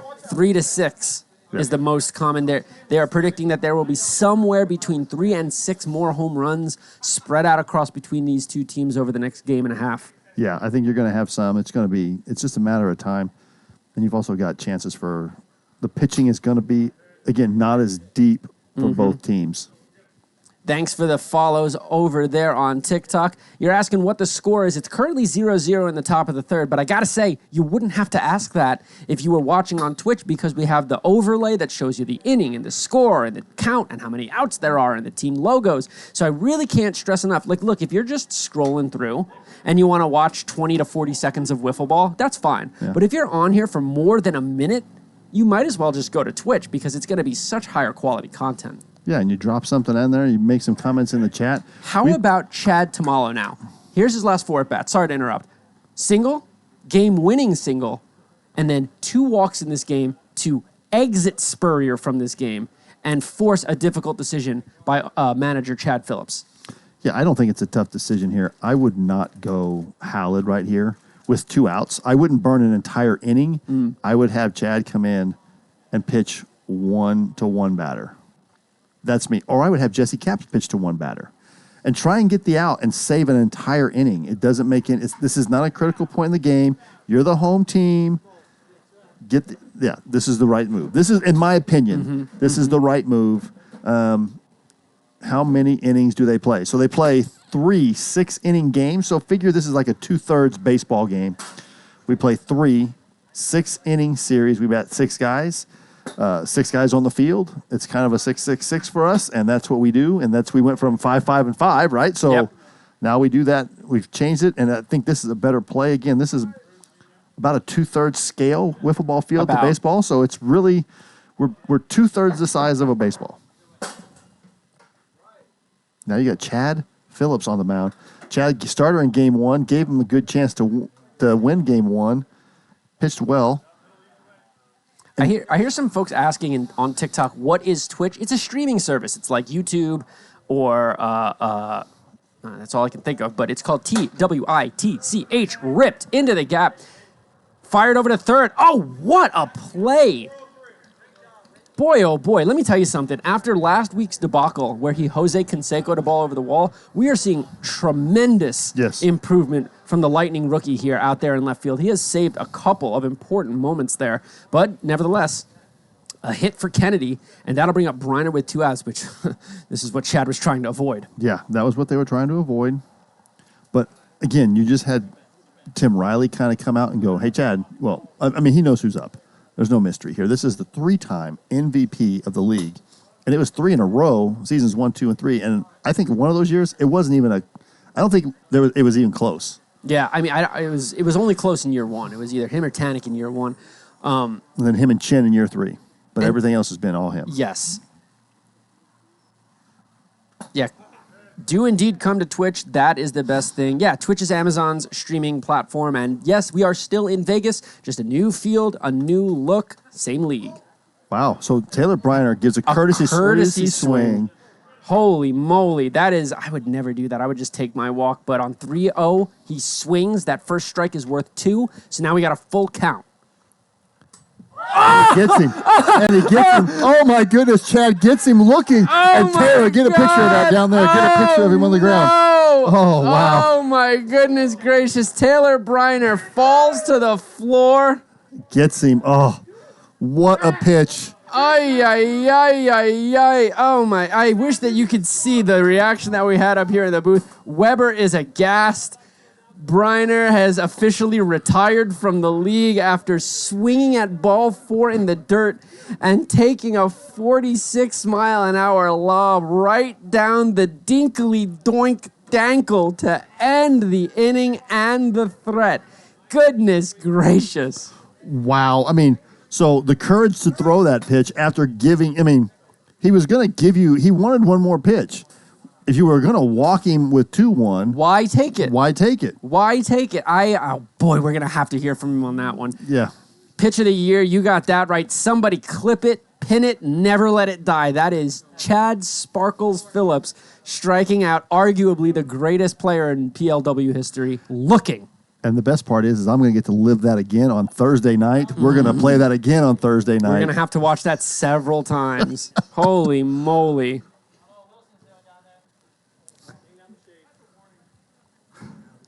Did Sparkles just do that? You bet he did. That was crazy. What a great pitch. Welcome all of our awesome TikTok streamers. We got a couple of hundred of you on TikTok. I'm telling you guys, if you like what you see, if you want to watch it for more than, I don't know, 20 to 40 seconds. That ball's deep. Tyler Hallett. Did the momentum shift or what? How about that? Tyler Hallett. There's bomb number 1. Yeah, so Tyler Hallett, reigning rookie of the year, he did not miss that one. That's his second home run of the series, and that ball was a bomb, probably 140, just absolutely mashed. Yeah, a little cutter right down the doinkle, and that ball is crushed. As I was saying, we love you there on TikTok. We love that there's a couple of hundred of you watching. You're going to get a much better experience on Twitch. So if you're just scrolling by and you're watching for 10 to 15 seconds, another rip shot from Spur. If it's 10 to 15 seconds of, hey, what's this? Great. That's great. We're going to start posting some short-form content on TikTok in the coming weeks here, so give us a follow. But if you want to watch the full games, you simply have to come to Twitch. Most overrated player, Taylor Briner. Oh, my goodness. Or Briner, Taylor. We got a poll up on Twitch. Is that one? Oh, my! What a catch by Austin Topol. Plucked from the heavens. Wow, what a play. Hold on. How about that? Great job by our camera crew of catching that play. I think even our TikTok people saw that. Full extension, one-handed grab. And just like that, there's one away. But Weber here, after 2 fantastic innings, is getting touched up. A homer, a rip single, and now a lucky out there. Now, Tim Riley, here's another guy who can run into one. He did it in the first game. Can he do it again? Right on in there at 52. First time chat. What state are we in? This is in Sin City, Las Vegas. You'll love to see it. Grounded over to second, Topol to Briner. This should be an easy double play, and indeed it is. So all that nonsense for just one run. It just feels like both of these teams are grinding so hard and getting so little in return. Yeah, this is what PLW has been. Late last season, it was that way. This season, the weather has kind of played a bigger role because of the wind. We're kind of up higher than the valley. If you're familiar with Las Vegas, that's a valley. We're up on we're up probably 1,000 feet higher than, we're as high as the stratosphere is compared to if you're standing on the strip. So different wind. Wind's been playing a role here. Only on Saturdays and Sundays, and it seems like the only days in Nevada and Las Vegas the last couple of weeks that's been windy have been Saturdays and Sundays, and you're getting true wiffle ball right now. Yeah, I was going to say we have a couple of indicators here that tell us what the wind looks like at the various channels on the field, about 10 to 15 feet above the field and about 10 to 15 feet above that, and we are mostly still. This is as little wind as we've had all season long, so really great stuff here. Really great stuff indeed. Once again, we want to thank all of our awesome Twitch viewers and our TikTok viewers. Between the two of them, we're looking at close to 300 viewers right now, which is a great number. You'll love to see it. Thanks for the follows. If you're on TikTok, go ahead and give our video a share. If you like what you see, why not? Doesn't hurt you none. And then come on over to Twitch to watch the full game in its long-form format, foul ball, to start off the fourth.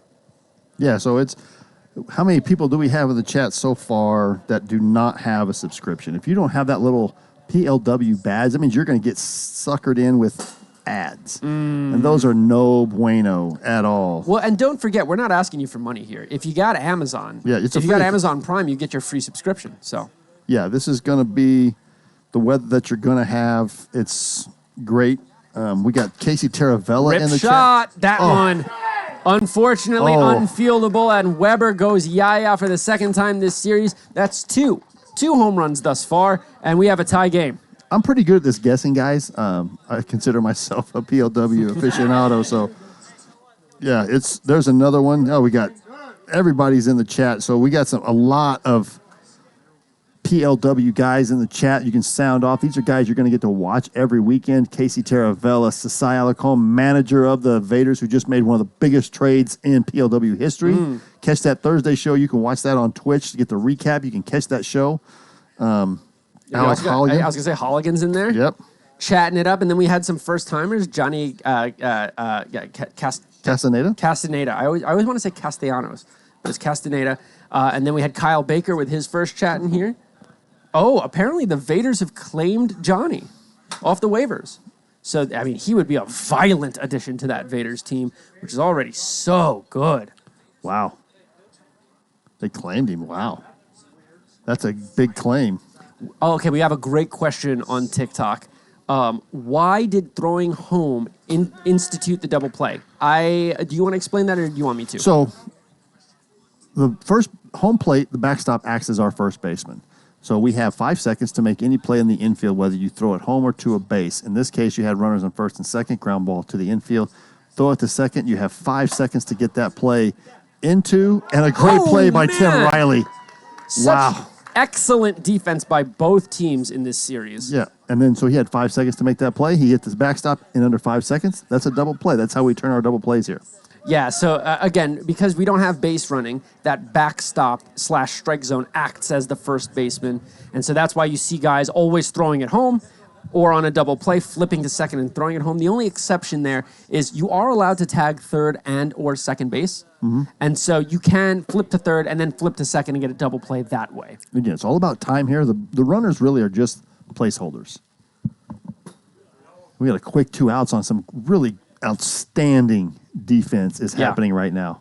Yeah, we are blessed to be watching this defensive display. And there's the dreaded dribbler. Yes, it is. Out of it. 1 run, though, and we got another close one. I got to say, we're running a bit late. The games started late. The first one went into extra innings, but the innings themselves are flying by. We really are flying by.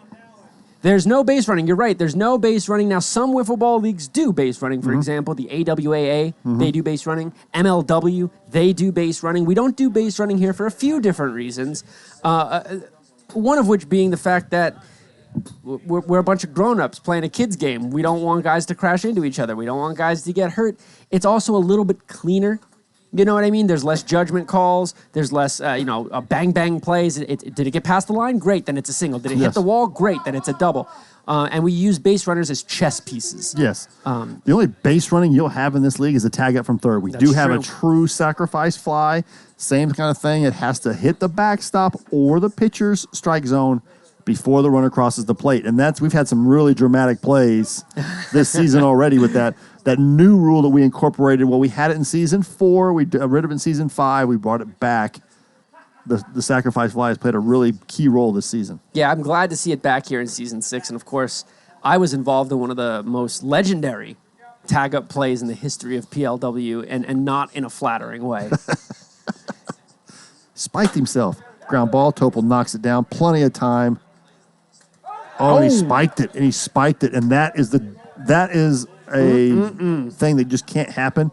It has to hit the backstop in the air. If you spike it, it's like you threw it away from first base, and the guy reaches on an error. Yep. And this has been the bugaboo for the Snappers all year. It's this one play, Excuse me. and boom. Yes, I agree.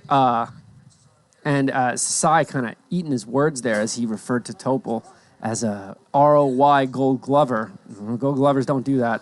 Well, but it's also, we're in week 8. We got 10 weeks left of this, James, if you can believe that. Yeah, we are almost, but not quite halfway through the season. Foul ball there. So it's the only way to get out snow. So you can make ground ball plays. You can, anything on the ground they keep in front of the infield TikTok, they can keep it in front. They're standing on a line that designates infield and outfield. They can throw home or tag bases.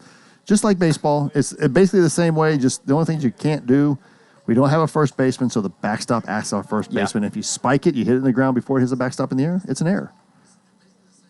And that results in a number of wild plays. Yes. We get the ball bouncing around, doinking back and forth, all sorts of stuff. Just misses, and Bruce swinging with one hand. Down. Yeah, there we go. Can Bruce get this team fired up? He's him and Spurrier are probably their emotional leaders. I agree. And there's a smash, and that's what he does now. He's got 5 seconds to throw it to third.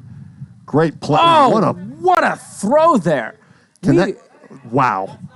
Yeah, that'll hold the runner at second base. So again, man on first, base hit into the outfield. The outfielder has the opportunity to throw that ball over to third base within 5 seconds to hold the runner at second. And that is exactly what we saw out of Kennedy there. Really, really nice throw. Really just can't speak to the defense that we've been seeing from these two teams. Yeah, great throw.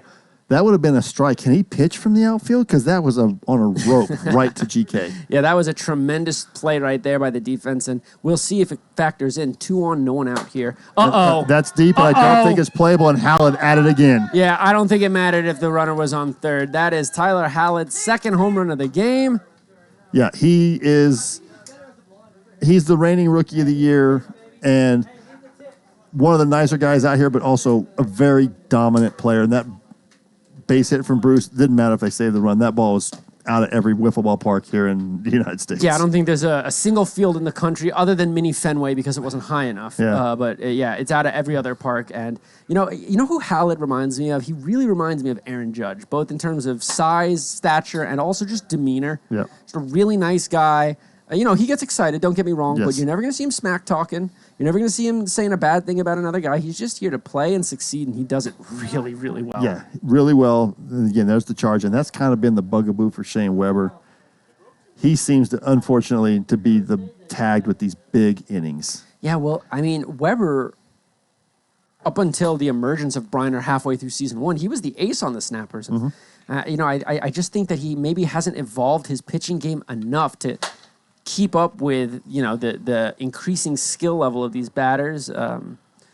But He could also just be the victim of Wiffleball roulette. it's possible, but I don't know. There's a point where, when it starts happening again and again, maybe you got to try something different. And I think that's where Topol comes in. That's why they're getting Topol all those innings. I agree. I think they miss Brendan Medeiros, who won't be here this season. They're going to keep him on the roster. He was the pitcher that ate up a lot of those innings. Yeah, he was excellent for them in his rookie year, season 5. But I think that the Snappers had really high hopes for Brandon Gregg and his ability to pitch. And don't get me wrong, Brandon Gregg is a solid pitcher, but there were times where I think Briner was hoping that Gregg would overtake him as the ace and innings leader on the team. Yeah, so PN Nighthawk, Yeah, I believe he was a pitcher in the Phillies organization. I know he was in the Phillies organization. I don't know if he was a pitcher or not. He was, but he had an injury, and that's why all of his balls he lets go from so low because he can't come over the top. It hurts too much. But yes, we got quite a few guys that were in organizations. Former major leaguer Josh Towers is still a member of this league. He hasn't been out, but he is also on this Lightning team. He is on this Lightning team. He had a really good, I mean, he struggled a little bit in seasons 3 and 4 when he first came in. As Briner tries to turn the double play. So there's not And it under looks like- 5. Ball was hit too slow, but that's just over 5. So that only a force out at second extends the inning and gives Tim Riley a chance to put a charge into something and roll this lineup over again. Well, now, hold on, because I'm not seeing anyone at first base on behalf of the Lightning. He just walked into the. Well, did he get 2 outs there? He might have. He might have. Maybe they did. Very hard to. There was an unclear call by the umpires, and our umpires are normally so good with their mechanics. Yeah. But as I see things right now, there's nobody on and 2 out. Well, then that's what we got. Beautiful knuckleball, but it misses up and in. Anyway, yeah, Josh Towers, as I was saying, you know, he struggled to acclimate to the league a little bit, but last year he had a tremendous breakout year at the dish and even ate up some innings on the mound. You know, we love that reemergence from him. And it's a shame that we haven't seen him out here in season 6. Yeah, so he's a casino host, so he won't be out here on weekends. Fair. Makes too much. We have a lot of guys in the industry, so if you're not from Las Vegas, you don't understand. We make our money on weekends because the tourists come in, and a lot of these guys, if you're in the industry, you live and breathe with the tips and what you make on weekends. So if you're ever into Vegas, as a guy who used to work in the industry, take care of your bartenders, take care of your bellmen. They'll carry your luggage, they'll do all the work, and your stay will be much better off, and you might spend an extra $40 all day. A $10 bill will get you so much more service in Las Vegas than I can't even explain to you. Yep. Yes, sir. I mean, not me. I don't work in the industry, so you can tip me if you want to, but I only tip you if I'm trying to get a better grade. that's a good idea. He's not corrupted, he's corruptible. That's a great way of saying it. No. Only the highest academic standards, especially as I submit my tenure application. Oh, there you go. In a month. In a month. Oh, my goodness. So yeah. No, unfortunately, I don't take bribes from students. I take cash bribes from Wiffleball players, though. Yeah. Hey, that's why I got so many hits. And now Hallett on the mound after surging to the lead. Can he get a shutout inning here because they don't want to go to Chad? Yeah, well, if you ask me, the Lightning have the snappers right where they want them as this one is hit into center field. Drifting over is Riley, and he makes the play. So didn't look very sure-handed underneath it, but he kept on the balls of his feet. The wind is moving that ball a couple of feet. He stayed on the balls of his feet, and he caught it high, giving himself the chance to, if it did bounce, to continue to make a play. Yeah, hands up and footwork sound, and that's how you make plays in wiffle ball.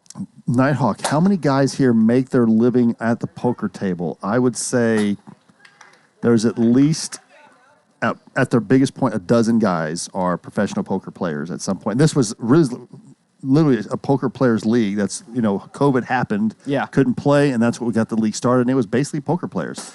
The Night Owls, That was all poker players. It was all poker players, and we're not talking about guys that just like you see every once in a while. Like, you're talking about guys you would see on TV regularly.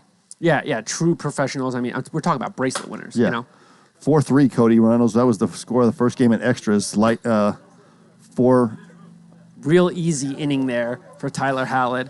And just like that, the Lightning are 3 outs away from winning game 2 here and forcing a rubber match. And we love a good rubber match here. Yes. I'd like to take a moment here to thank all of our amazing viewers. Those on Twitch, we love you. Those on TikTok, we like you. But we want to have the opportunity to love you. So I'm telling you, what you're seeing right now is a watered down version of the product that we offer if you are on TikTok. Quite frankly, you get one and only one camera angle. Mm-hmm. You don't get the overlay, so you never know what the score is. You don't know who's up. You don't know. You don't get to interact with the chat. You don't get to bet your wiffle ball points. You don't get to vote in the polls. You come on over to Twitch, and you do it, right? If you're just scrolling for a moment and you're like, "What's this? Huh? Maybe I'll give them a follow." Okay, that's great.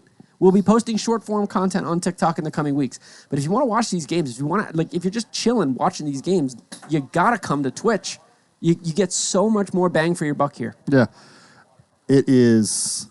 And the beauty of it is if you're in the Twitch chat and you're hanging out in the Twitch chat, And if you're watching a Bombers game, there's a good chance the Dragon Lady will give you a subscription and you'll get to watch this ad-free for a month. There's a good chance that I'll give you a subscription. Tim Riley will give you a subscription. We'll get you guys here. Oh, look no. at this. Oh, no. Triple off the wall. That was all wind aided there. The wind is, here comes the wind. Would that have been, yeah, here comes the wind you can see out there. Can we get a shot of the, we're going to need to get the door. The door closed. I can do that. Yeah. But can we get a shot of the parasol out there on the, look at that. That's when the wind really starts coming. That's when you know. I'm going to step out for just a second to prevent our wind drift. Who's in the booth for the next series? Now, honestly, I don't know who's in the booth next series. Never mind our amazing technical director, Trevor Bauer, here to shut the door. We don't have a door. We have a plank of plywood, which is ironically easier than a door. As that one's popped up by Huson, you can see Huson really playing with that elbow. He's still hitting. He's still an effective player, but he's just not, he just doesn't feel good, and that really affects things in this league. All right, now you've got Tyler Hallett, who has been the offense today, and see if he can do something. Oh, we got Kyle Lohman and somebody. So you're going to get the velvety tones of one Kyle Lohman doing the next game. Well, Kyle Lohman's been traveling the country with his beautiful bride, J-Lo. They just got back, and, That's deep, and that is not coming back. There's another one. Is that 3 home runs and 3 at-bats for That's Tyler 3 Hallett? home runs and 3 at-bats, 4 for the series. He's got all the RBIs, and he is on fire. Don't throw the ball here. So that's going to be 4 home runs since we took that poll. The winner was 3 to 6 home runs. It's looking like we might be over 6. But goodness, that was an absolute blast. It's 6-1 Lightning. Anyway, I do want to take a moment to shout Kyle and J-Lo out because due to a technical error, I was missing a bed last night when I returned from my vacation, and he said, well, why don't you just come stay with us in our guest room? So they put me up, which was very kind of them, and I really appreciate everything that they do. He's a former teammate of mine, of course, but they don't have to do things like that. But that's just sort of the culture that we breed in this league as GK misses a ball. And there is an out. What a great play by Topol. Again, rallying to the ball. We can't say that enough. You have to rally to the ball. Staying with it there, and you never know when someone's going to make a mistake, and a great heads-up play there by Topol past the near sure-handed Greg Kelly. Yeah, so that was a great play. We got 2 outs. Bottom of the 5th, Jaden Trout. Jaden Trout looking to get fire going here.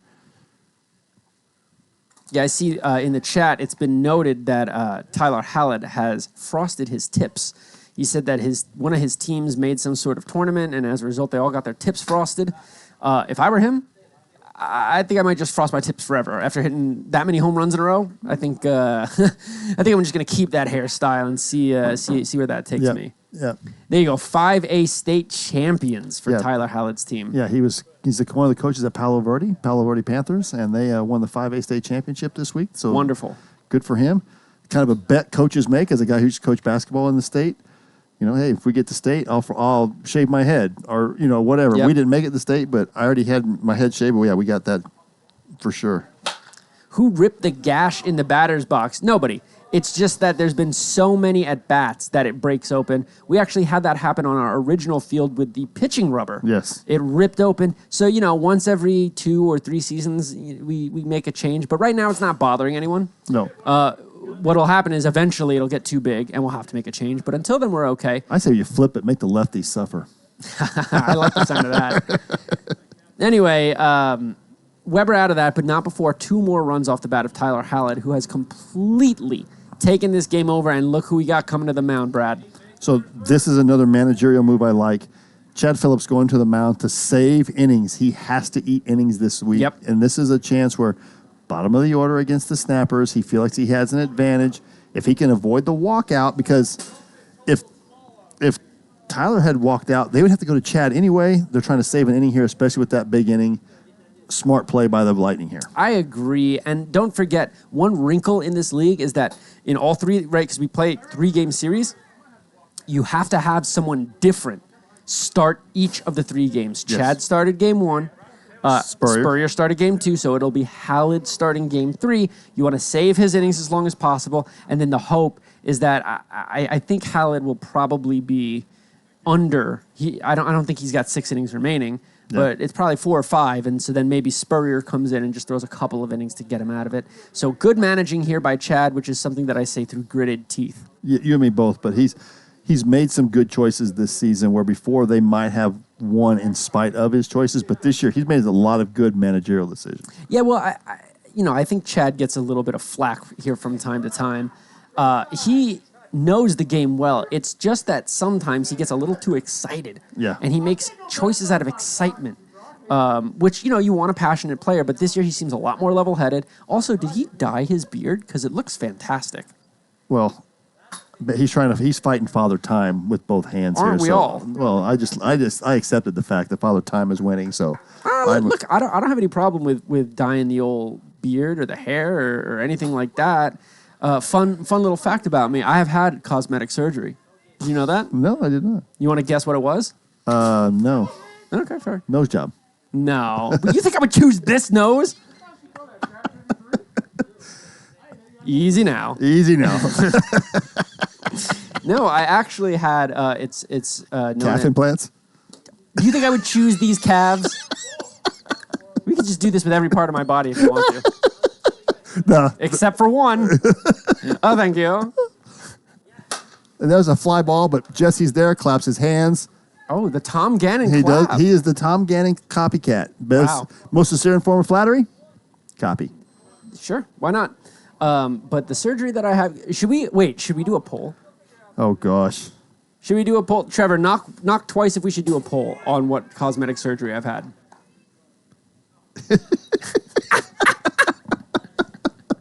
So Chad gets through the first out of the inning. Can he get past Topol? Oh, poll on what cosmetic surgery I've had. I'll give you a couple of options to choose from, and then we can have them vote.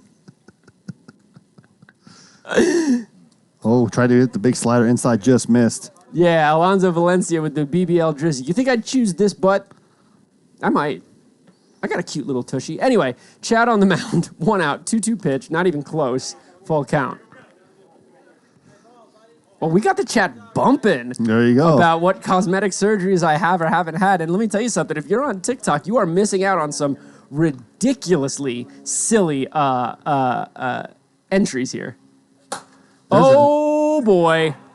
And that's the fear of the walkout. He didn't want to walk out, so he threw a get-me-over, and Topol is still too good to do that, and that was a smash. Yeah, but at the same time, a solo home run won't kill you. You're up 6-1 if you go, you don't want to go out for bomb here, but, if you're Chad, it's okay.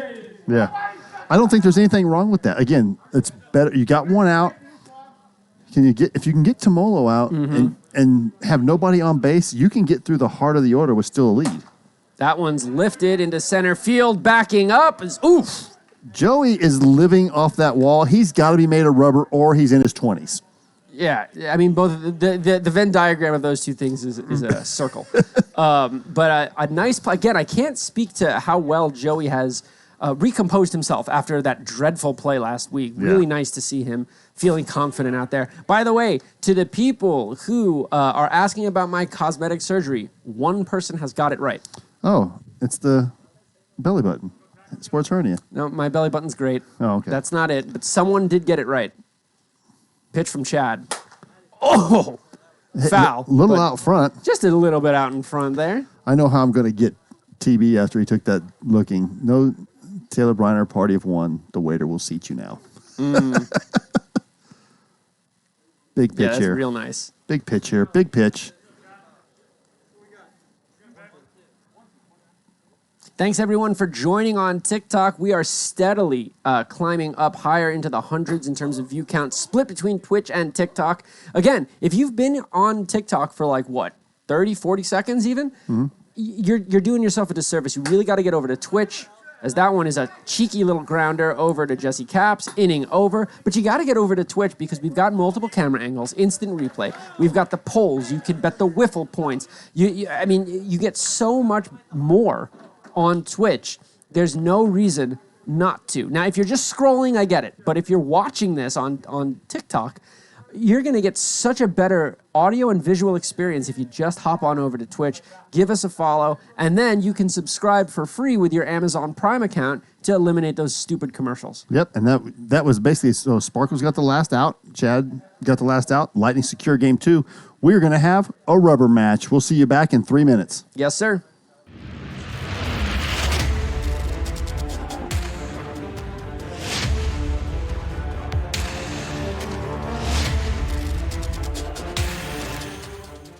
And that's a deep drive. Brandon Gregg! Oh! Taylor Briner! Brandon Gregg, what a catch and play! There's 9 games total. Damn. Okay. And we got a home run for the Bombers. Oh, wow. Murph grabs that like a boss. Where's the hole? Like, I thought I had that the whole way. Oh! Sansone just smoked it off Buck Burner's mouth.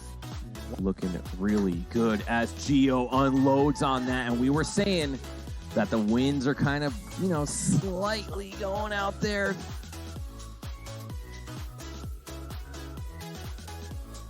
That was a ugly looking swing. The bat must have broke there from Murphy. Looks like he's gonna go get a new one. Let's take another look at this.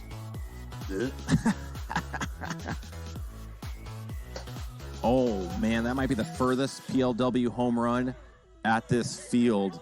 Holy cow. And then Hicks flew out. Oh, that's a deep fly ball. That might go over. Oh! It's a fan, I think. Really found his stroke here tonight, and he just smoked that ball. That Left side. Oh, GK with another amazing play. Wow. Day gets under that one. That's going to be a tricky play, but Eder What a lays catch. out with a big play. Hit this pitch, but and that's ripped by Corral. Manny Patricus, one-handed diving catch, a highlight play. get the save, and we're good to go. J-Dub, mammoth shot to the container. Leave it in. Do not lay one in. And Jake Purdy, deep drive, right field. Purdy with the bomb to tie it up. Deep drive, Howland, bat flip, gone! Home run, Tyler Howland, 7-6, Lightning, and they strike again on Tom Gannon. Surfboard out there, waxing it up. She's ready to go, and that goes off J-Dubs. Ripped by Dolby. Home run to tie it up. The Lightning have tied it up, and Randy Dolby wins the matchup between him and Gannon. Oh, Tie my game. goodness, tie ball game. Oh, he hit it off Tanner. Oh my God! TK Rabbit! He did it! Walk-off home run!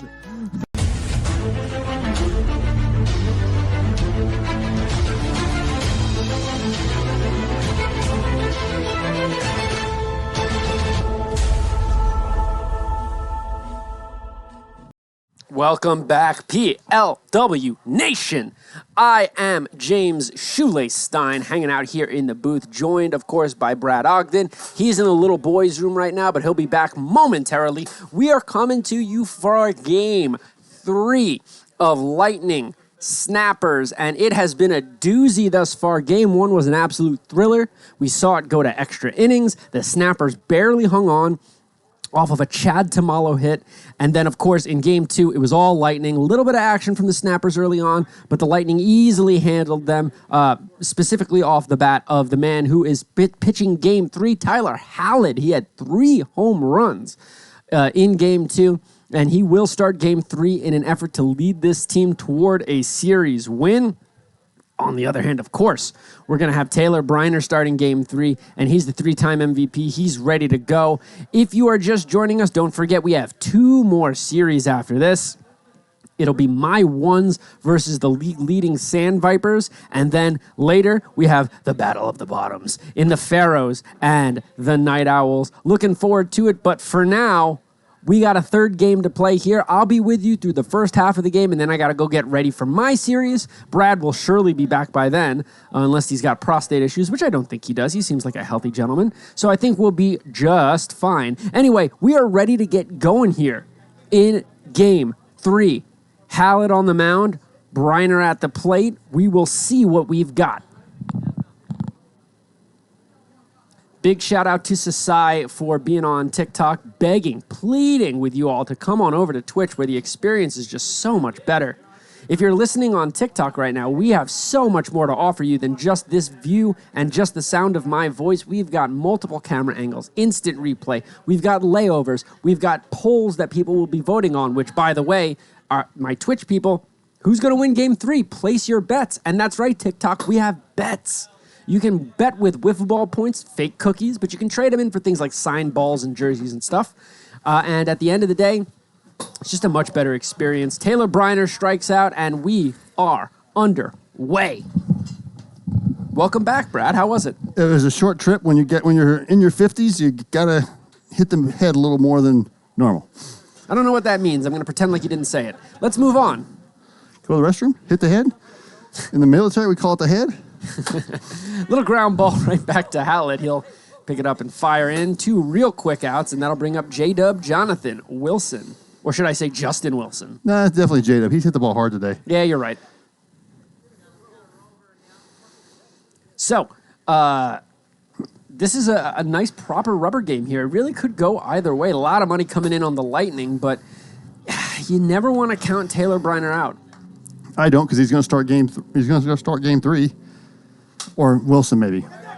Oh, that's a good point. Wilson could start Game 3.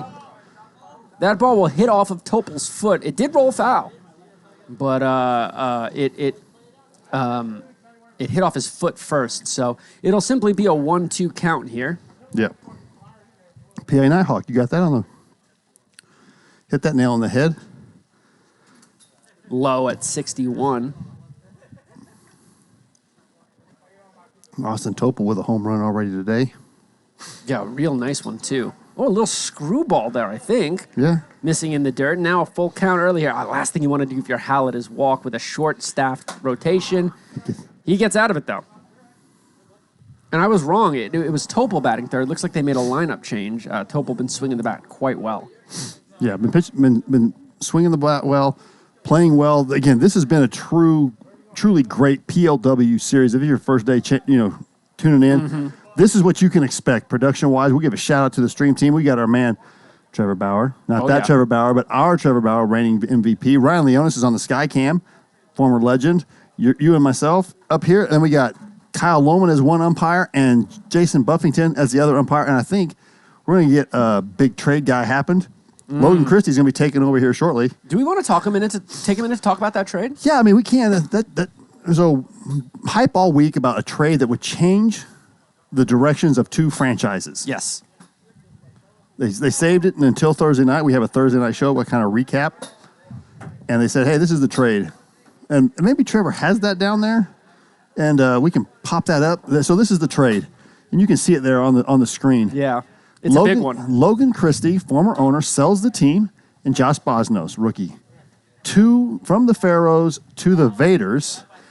And the Vaders, new ownership of the Pharaohs, Gio Battistoni, Ethan Ibarra, Alec Hutt, and I believe they brought Jason Walker over as well because they needed a pitcher. Yep. So now Walker is now going to be basically the ace for the Pharaohs. They're going to lean on him heavily, and that does change 2 franchises. Oh, well, it completely changes not just the franchises, the league entirely. I mean, Gio Battistoni, Alec Hutt, 2 of the better hitters in this league. Ethan Ibarra had MVP aspirations the years in which he made it his full time here. I mean, it provides the Pharaohs with a tremendous core moving forward. And then, the Vaders, it's a happy problem to have, as this one's a little tapper back to J-Dub. It's a happy problem to have, but when they have 10 guys there, all 10 of those guys should be starting.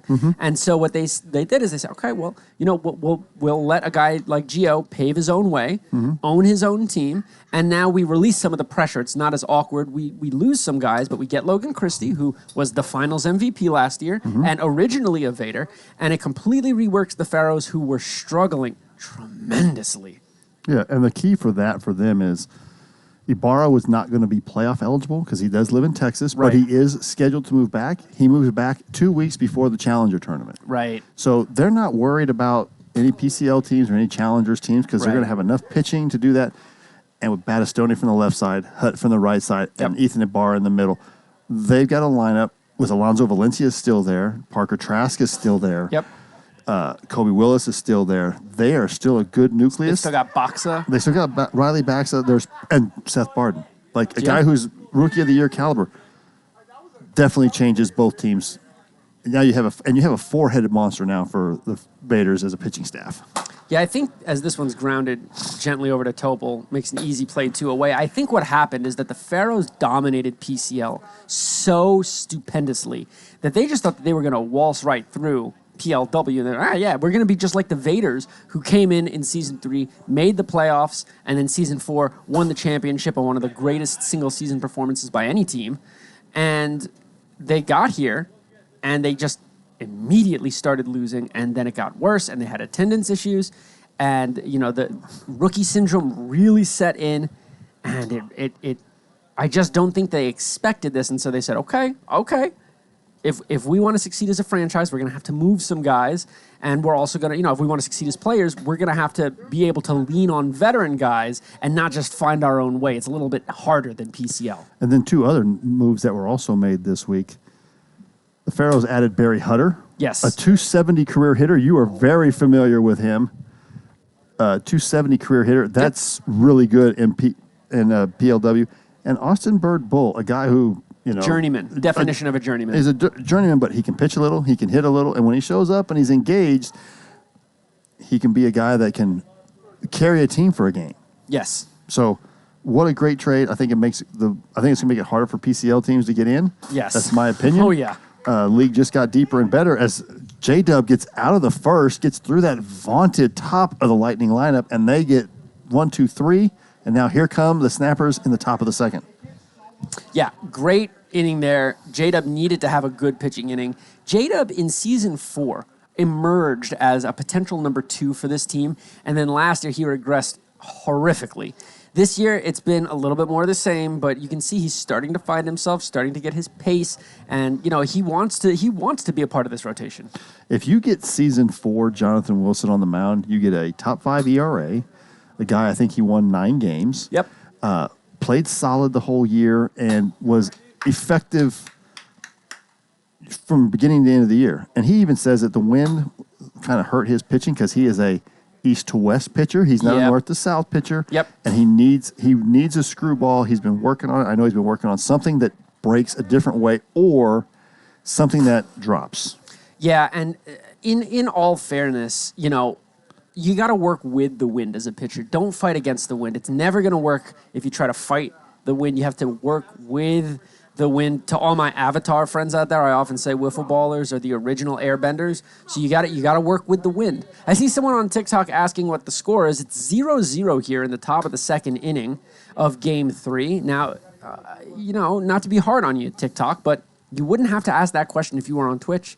We have the overlay on Twitch. We have the camera angles on Twitch. We have much better audio quality, visual quality. We got the polls. You can bet points. There's all kinds of things that you're missing out on if you're just viewing through TikTok. Yeah, you're missing out a lot. We've already got the Sand Vipers, who are owners of a 16-game winning streak. They're starting to show up. They're in front of the bar, hanging out, dressed in their baseball pants, and you got a couple of the ones. Adrian Gutierrez looks like he showed up. Yourself a 1. You're going to be leaving here in a couple innings. This is a big series. Like 2 years ago, you just said 1s Vipers. You're talking about a championship level Finals series. matchup. Yeah, the ones have fallen on, I don't even want to say hard times. We had a rough season last year. There was no consistency. The culture was off. This year, things are, a little bit more solid, a little bit more put together, but we're missing guys like Chen and Schmitty and Dobbins and, just staples of the organization. And so That's gone. The wind's got it. No, yeah, the wind's got it. Oh, Joey makes a great play. Another great play by this rookie who has solidified their outfield. You put him in the outfield with Hallett, that ball's nothing's going to fall. Yeah, he's just been so great all season. You really can't speak to it enough. Anyway, just to put a bow on that conversation about the ones, we're missing some regulars, but I won't lie. I took it a little personally when they said we were going to win 6 games throughout the whole season. We're already at 7. I don't know if we'll get to 8 today. It's a really tall order against these Vipers, but we'll see. Yeah, again, it's this league. Anybody can beat anybody. There was we had a couple seasons ago where the Warbirds were the worst team in the league, and they swept the ones all 3 games because Buck Burner hit, 9 home runs or 8, something ridiculous. Something like that. And, so anybody can beat anybody. This is not NFL-esque where the teams where everybody's really equal, but a bounce here, a bounce there. Some of these teams wouldn't have – you guys have lost 6 games, I think, by 2 runs or less. Yep. 1 extra bounce this way or that way. All of a sudden, now you guys have 10 wins, and now there's a new light on the series. You guys are battling for 5th. You know what I mean? Maybe guys start to show up a little more, that kind of stuff. So, yeah, it's really competitive league, top to bottom. Don't let the spread fool you. It's a lot closer than it looks. I agree 100%. And, like I said at the onset of this stream, there's a clear bifurcation between the top 4 teams and the bottom 4 teams with a couple of guys in the middle there. But, everyone in those bottom 4 teams is scrapping right now. It is a dogfight to try and stay out of relegation. Yeah. I mean, my Legends, we've played the top 4 teams with the exception of the Sand Vipers.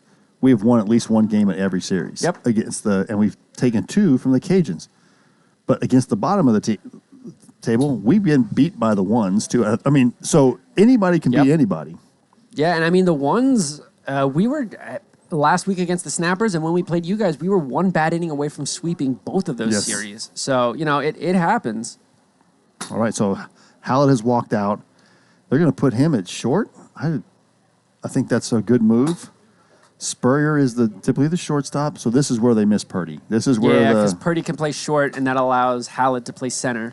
Well, and Jaden being injured, Jaden really can't throw the ball very effectively. So injuries happen, and again, holiday weekends. This is one of those things where this is why you have the 12-man roster. Right. You need the 12-man roster, and this is why keeping those guys at the spots 10, 11, and 12 engaged week in and week out, so that on weeks like this, they're the ones that show up and show out. Yeah, so I mean, not ideal from Hallett, who's been so great all series, and walking out here. And I don't know how many innings Spurrier has left, but he's known to get into walk trouble. This is a tremendously important bat here for Shane Weber. We'll see what he can do. Right behind him is Austin Topol too. So it doesn't get any easier from here on out. But those walks from Hallett are really gonna burn him as the wind continues to pick up. Good news is Spurrier's a lefty, so the wind should work with him a little bit more, as that one is ripped and off the hands of poor Joey. Oh, he's been so good all series, and they really needed him to make a play there. Tough ball, don't get me wrong. Yeah. I'm not expecting anyone to make that play, but it will score a run and move Briner from first to third. Big hit for Shane Weber. Yeah, I think that was and that's with 2 outs, and this has kind of been the bugaboo. The Snappers on the other side, this is where they have been victimized. So see if the Lightning at 55, that was a good 55. So this win, I think, helps Spurrier a lot. His slider is going to be nastier. He can live on that outer half, and it'll keep pushing that ball back for him. Sashi Boba in the chat saying, we need PLW fatheads. That would be something. He wants one of Weber on his wall. Oh, that one's ripped. Joey with another chance, and he'll make that play. 2 really well-struck balls there against Spurrier, so he can't feel good about it. But only 1 run allowed, and that allows these Lightning to stay in it. We're only in the bottom of the second. Plenty of time. Yeah, and they've already flexed their muscle, so to speak. They've hit a handful of home runs. Well, Hallett's hit a handful of home runs. Yes, Hallett's got 4 home runs on the series so far. This lineup is getting ready to figure it out, and they've seen everybody. So can Wilson get another inning and eat up another inning? Because I don't think they want to go to Weber, because Weber got hit. So they saw Weber so well, they don't want to throw him back out there. Well, I think they're going to ride with Wilson pretty much until the wheels fall off. Go to Taylor if and when they have to, but Wilson looked great in the first, and again, this is a guy who is actively trying to reinstate himself as the official number 2 on this team. And Briner and Weber as co-coaches of this team, they want that for him. Yeah, and I think where they're at, they're not worried about relegation.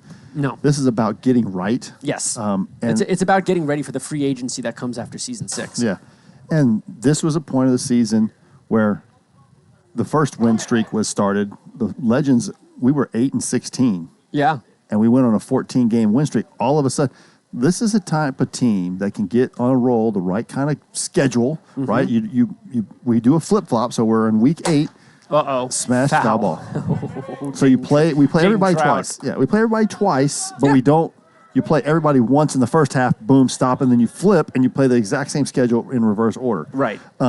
So they can build some momentum here, and these are teams that if they have success, they're going to have these guys again in a couple weeks. Success again breeds more success, and maybe they can get a little roll going where they take 3 out of 5 series and get 8 wins in 5 series, 9 wins in 5 series, and now they're looking for a playoff spot. Oh, and this is a Snappers team that's very capable of doing just that, even without Murphy, who's one of their better hitters.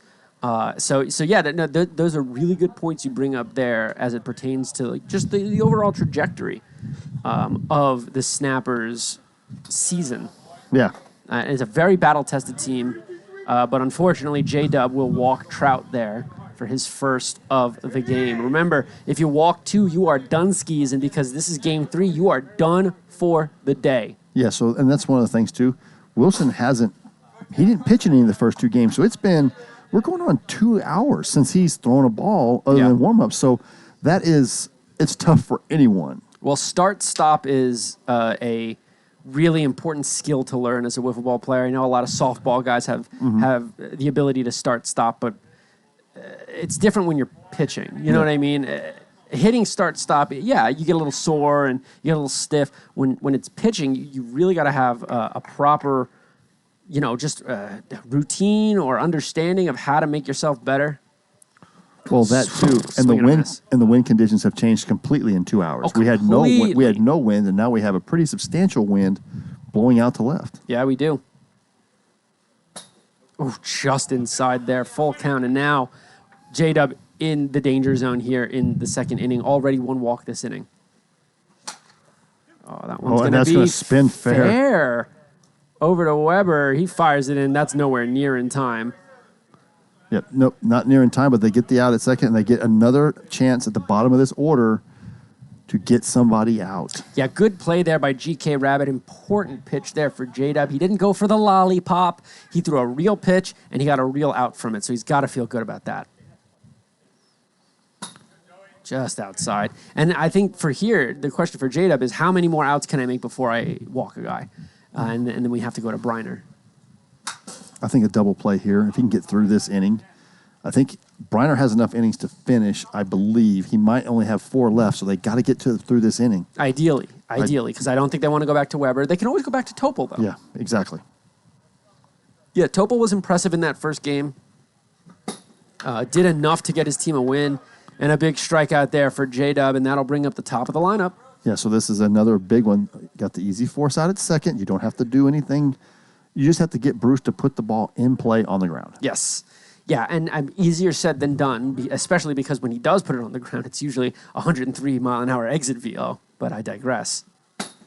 But you got some really good infielders. Now you see Taylor Briner in the outfield with Adam Kennedy. That is a solid outfield. It's a really good outfield. Taylor, an underrated outfielder. I think guys like Hallett and in previous seasons, Tom Gannon, they got a lot of the praise and the worship. Taylor Briner is an S-tier outfielder for sure. Just missed. Upstairs, and now once again, J-Dub in the danger zone, 3-1. Nice, easy first inning, struggling a lot more here in the second. Man on first, 2 away. All it takes is 1 pitch. And he gets it. 48. How you doing? Yeah, so that was a take all the way by the veteran. Cool Breeze 60, thank you for the rose on TikTok. Swing and a miss from Bruce, who I guarantee you, if he's healthy, he's not missing that ball. No, he's not missing it. But that was a great pitch so again, now it gives him a chance to throw another inning. Yeah. And get through that part. So now it's about, can the Snappers add on? Right. They've got a small, slim, skinny legend of a lead. It's 1-0. Yep. It looks like Breaking Bad background. Well, we are in the desert here in Sin City, Las Vegas. So, if you don't want to constantly be looking at that background, come on over to Twitch. We've got multiple camera angles. We got the layover. We've got the polls. You can bet wiffle points. You can do all that fun stuff and more on Twitch. We love you, TikTok. We really do. But you're selling yourself short here. You could be getting a much better experience. Yeah, I mean, there's a lot of effort put into this production. You don't get to see it. These guys are here I know TB was here probably an hour before setting up cameras. The center field camera is up on the Connex box. You guys can kind of see it on TikTok. Multiple camera angles. We got a remote camera on the first base line. We got a sky cam run by Ryan Leonis. The GoPro behind the plate. Yep. Somebody switching camera angles. Somebody interacting with the chat. You and me up here with this is a quality production, and you guys have a chance to just be a part of it. Yeah, and I see someone on TikTok saying, hey, turn the phone sideways so we can see the full field. If you want to see the full field, come to Twitch. Yeah. It's just that simple. And I'm not saying that to be confrontational or anything. It's just that sideways streaming videos on Twitch tend not to do as well. And we want to make sure that we have an audience in both places. So if you're scrolling and you want a cute little view of the pitcher and the batter, and you want to hear what's going on, this is the place to be here on TikTok. But if you want the full experience, the full product, you come on over to Twitch. It's just that simple. Well, and the other thing, too, is even if we turn it sideways, you're still missing about 1/3 of the field. Yeah. You're only seeing the it doesn't pie. help as much as you think it would. Yeah, Because then you're missing the outfield. Spurrier, beautiful shot on 3-2 to get J-Dub looking. Boy, did he need that one. Yeah, he's been pitching well. Again, I think this win favors him. He's not worried about the home run. Hit it out. If you hit it out, you hit it out. But it makes his stuff play even better with this wind. We got a question. Is Trenchy in the booth at any time? Do we know? I don't know if Trenchy. I don't think Trench is in the booth. He's not in the booth the second game. I think it's Bauer and Chad. Mm-hmm. But the third game, I wouldn't put it past him. I do not know Nighthawk. I wish I did, but I do not know. I also feel offended. Asking about other commentators? No, I'm just kidding.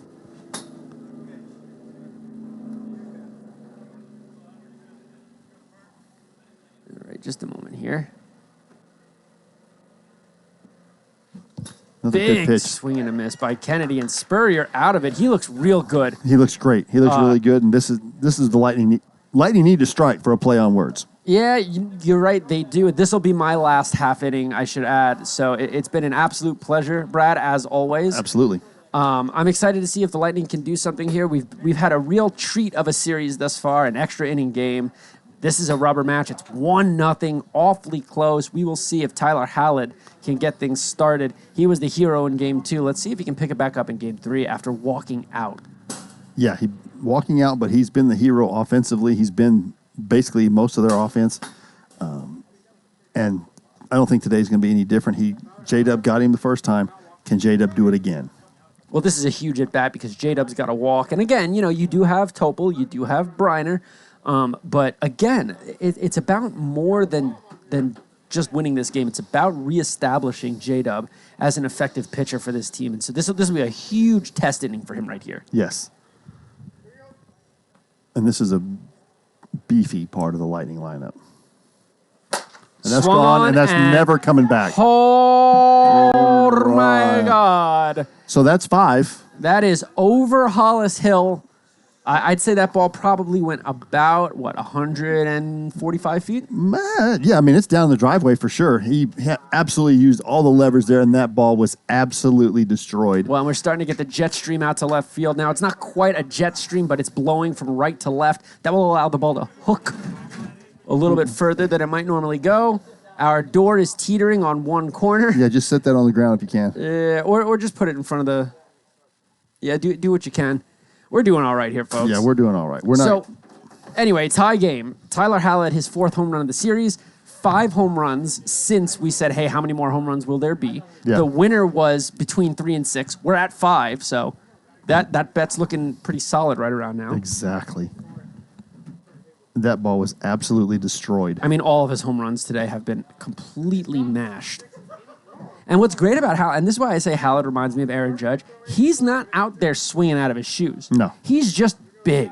Yeah, you know what I mean? He just hit, like Bruce swings really hard. Fly ball. Kennedy going to coming get there. in. Oh, he tried to make it one hand stab because I don't think he would have got there with 2. I was going to say he didn't have the proper angle to reach out with 2 hands, and so that's all he could do. Base hit. But yeah, a guy like Bruce, I mean, he swings so hard.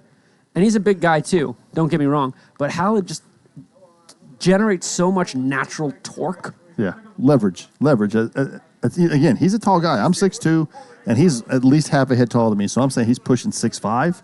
That's just a lot of leverage. Yes, a lot of torque, Yep. a lot of action. We got someone in TikTok talking about the running style of the center fielder. Let me tell you something, buddy. If you think you're good, why don't you come out here and play? Well, it's just a random TikToker. Sure. Yeah. I mean, look, there's a reason. Hopefully you know him. I don't know who this person is. All I'm saying is there's a reason we're out here playing and you're out there being a fan. Anyway, we got a pitch coming from J-Dub here, 1-on-1 out. That ball's upstairs, and J-Dub, 2-1 count here, starting to struggle a little bit. Baseball for life. Hi, how are you? Come on over. Yeah, don't forget TikTok streamers. You're getting a piece. This is a large field. We need multiple cameras to cover it, and we've got them on Twitch, just not on TikTok. So if this looks cool, if you're into this idea of competitive league wiffle ball, why don't you go ahead and join us on Twitch. You can subscribe for free with your Amazon Prime account. You get the replays, you get the layovers, you get all the good stuff. And by the way, that is Jonathan Wilson's second walk, or dare I say, Justin Wilson's second walk. Wow. And what's our Twitch? It's the same as our TikTok, Premier League Wiffle. Premier League Wiffle on Twitch. You can search probably PLW, and that'll take you there. We're live right now. If you type in Premier League Wiffle, it comes up. It's the first. It's the only one that has that. PLW leads you somewhere else. So does it? Premier League Wiffle. Premier League Wiffle. Yep, and you got to put Wiffle because if not, you will get a lot of soccer. Yeah, you will. And so Premier League Wiffle, look for the same logo. Give us a follow here, and then come on over there. Yeah, so a walk is a big deal because if you walk out, now you can't pitch again.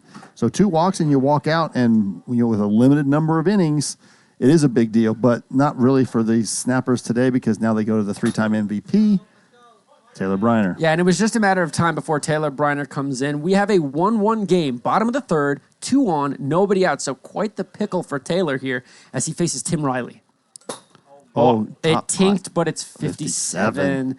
And remember, to those of you who are new or just tuning in order to be a called strike, the ball's got to be 55 or slower. So that's important. This is a big at bat here. We definitely appreciate all of our TikTok followers here sharing the stream, giving us follows, liking and interacting and chatting. We love to see y'all. We love you, and because we love you, we are going to gently scold you for not being on Twitch, which is just a better product. My man Sasai, also in TikTok. This is an easy fly ball for everybody, but really easy for the Ninja Warrior. Yeah, Taylor Briner will make that play with ease. And now we're going to be coming up here with a really, really, really big at bat for our young Joey. Yeah, Joey needs a base hit here by Joey would be huge, but he also, if he can avoid the double play, I hate to say that out loud, it gets Bruce a chance to bat. Yeah, you got to be a situational hitter here if you're Joey, and if you're swinging, you are elevating. Yeah, elevate to celebrate. There you go. And he's just slipping, and so that ball was probably 2.5 feet all the way off the ground. What a great pitch by Briner. I'm hearing more calls to talk about the surgery that I got. I guess you're just going to have to guess, I wanted to do a poll, but our technical director said, no, that's not in the cards. Briner really dropping down low with that thing. And then a little Soto shuffle there. Love it. Love it. I pulled one of those last week against Taylor as it's ripped up the middle. A huge base hit. Fires. And I don't think that's going to be in enough time. The run will score. Big hit for Joey there. That's probably his biggest hit of the season so far. Gotta be. It's gotta be. And there goes the door. Not our door, but the other door outside. Just as a guy who's claustrophobic, thank God we got the open because I would be jumping out the front. That might do you more harm than the claustrophobia. All right, so now that'll bring up Bruce Huson, first and third. It's still quite manageable. It's 2-1 Lightning. Yep. And, you're one pitch away from getting out of this here. Yeah, exactly. One pitch on the ground with this double play combination with the middle. And Bruce hits the ball so hard that it'll get there quickly. Yes. Screwball, but it's 58. Oh, wow. What a shame. Beautiful pitch there by Briner. Good, tight movement to it. What a good pitch. This a really pivotal at bat here. Oh, another one in there at 58. And Briner, I don't think he was. Sometimes Briner's doing it on purpose. I don't think that one was on purpose. I think he's just struggling with velocity a bit. Yeah, coming down from that low, sometimes I think it picks it up a little differently. Yeah.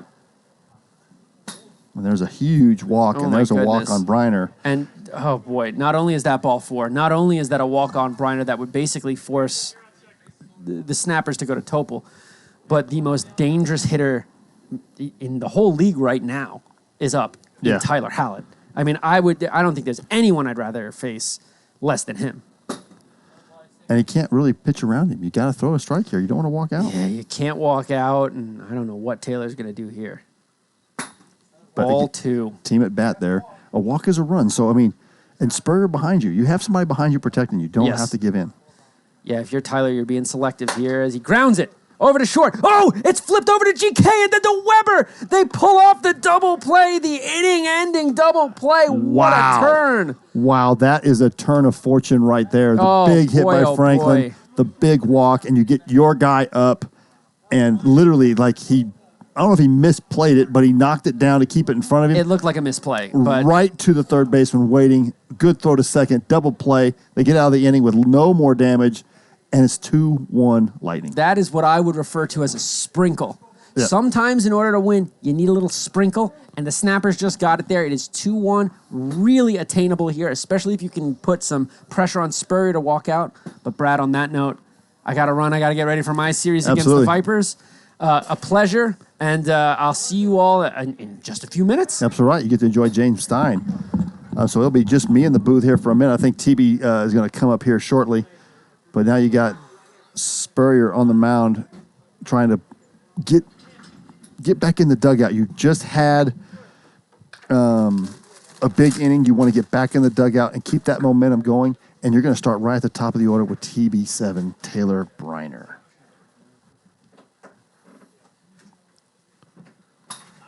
Just missed low. What was the surgery? The surgery was hair transplants. And 56 up just gets the strike.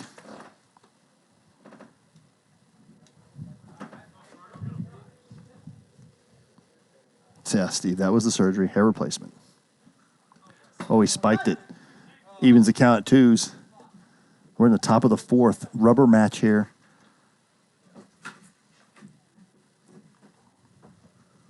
And he gets him strike out inside. He just missed it. And he's like, I don't understand how I'm just missing it. Logan Christie going to join me in the booth. We like that. What's up, my man? What's up, Brad? How you doing, brother? Feeling pretty good. Yeah. Oh, a big swing and a miss. And now Spurrier is feeling it. Gets Briner to strike out. It's been a crazy week. Yeah, been a crazy week for Whiffs. Got a good series going on. You guys got a series later today, yes? Tomorrow. Tomorrow. Oh, I don't know if that's a fair ball. If fair ball, it's called fair. He knocks it down, makes the play. The Lightning get the first 2 outs of the inning here. Austin Topol coming up, still 2-1, nobody on. And the Lightning hold a very precarious 2-1 lead. Can Spurrier finish this game? You know what? I don't know, but I believe so because he didn't really pitch a whole lot in game 1. It's great seeing him out here. I know he's been busy, not being able to make too many games, so being able to go with the full 6 would be huge for them. Yeah. Well, again, using your 9 innings with no Purdy, Jake's not here. Chad's started a game. They've looked well. They haven't had to go to a 4th quote unquote pitcher yet, which is huge. I don't even know if Jaden can throw the ball, stand up long enough to throw the ball. I know he's hurt, so. Oh, is he? Yeah. But this is big, and Chad gets. They find the coach's kid. That's just a. He dove to the ground. His arm never extended. Well, I don't think you want to get his arm caught underneath him. But he weighs 110 pounds, so he wouldn't have hurt himself very much. Just threw his body at it like he was going to get hit in the face or something. That was going to do something. That was funny. I don't care who you are. That's funny. So Spurrier has to take a moment and walk because that's hilarious. That's hilarity, and that is the love that we have for Sparkles himself. So trying not to hit at the coach's kid. I wish we had that old meme of him laying on the ground. Oh, I'm sure we still do somewhere. That used to come up every Lightning series, regardless. Even if he wasn't playing, he still found a way to be on the ground. Yes, he did look like a turtle. He's a big turtle guy. See if we can get Wilson to pull the ball. Hit the ball more athletic fielders. No, you got to attack him. And Spurrier is going to get there and the air does not come back to haunt them as we go to the bottom of the fourth. Lightning still up 2-1. But they have Jesse Capps that they signed? So they signed. So Jesse got signed, but he had to leave because Jaden literally can't walk. I mean, his back is hurt, and Wilson did some damage to a bat there. But now you got Briner on the mound. I don't know. I'm pretty sure Briner can finish, and I'm pretty sure Spurrier can finish. Or they would try to steal another inning there from Chad because he stole an inning earlier in the game. Okay. But yeah, both these like holiday weekend. You guys know, everybody knows how it is. Holiday weekend, everybody's out of town. These teams normally 12-man rosters. They're struggling to find 5 and 6. But yeah, Jesse got I think he released ownership of, or his portion of ownership of the Snappers. Okay. So that he could be picked up. And then when they released, I believe they released Johnny Castaneda. Yeah, I heard that we picked him up. And I heard that the Vaders picked him up right away. Yeah, I found that out downstairs. And there's a little squirb, and that's going to just get over the line. Wow, what? He had a chance. That's the shortest hit that you can have in PLW. Just over the line, that is. Seeing eye single. The slowest single in the history of PLW. Well, no, Chad hit a bunt down the first base line when we had 5 and 5, and it got passed, though. What a great swing. Of course, Chad had a bunt single. Well, we only had 5. It was a whole different game. I remember playing with 5. I don't remember anyone bunting still. I did when I was in the sling. That was fair. So, Ryan, what we play on, think of it as a 2/3. It's 97 to left, 119 to the power alley in left center, 122 to the power alley in right center, and then 96 down the first base line. First base line. So, think of us as playing on a 1/3 the size baseball diamond. And there's a shot, and he keeps it off the wall. Great play. And that's nothing you can do there, first and third. But a great play by Adam Kennedy. Keep that off the wall, and that would have been a double, scored the run. Yeah, it's huge being able to keep it right there, keep it at 2-1, gave your ace for Briner a chance. And you got a strikeout candidate here in Tim Riley against a strikeout pitcher who reached 600. We have 2 guys with 600 strikeouts, and this is one of them. Wow. It took him a little longer because he was in a sling for 2 seasons, but or a cast or this or that. If Briner stayed healthy the whole time, his numbers would be unattainable. Yeah, no, he would have 150 home runs, probably, if not more. 1,000 strikeouts. I don't know if he'd have 1,000, but he'd be pushing 750, 800 for sure. I think the league's caught up a little bit, but still, he missed almost 2 whole seasons on the mound and 2 seasons of effective.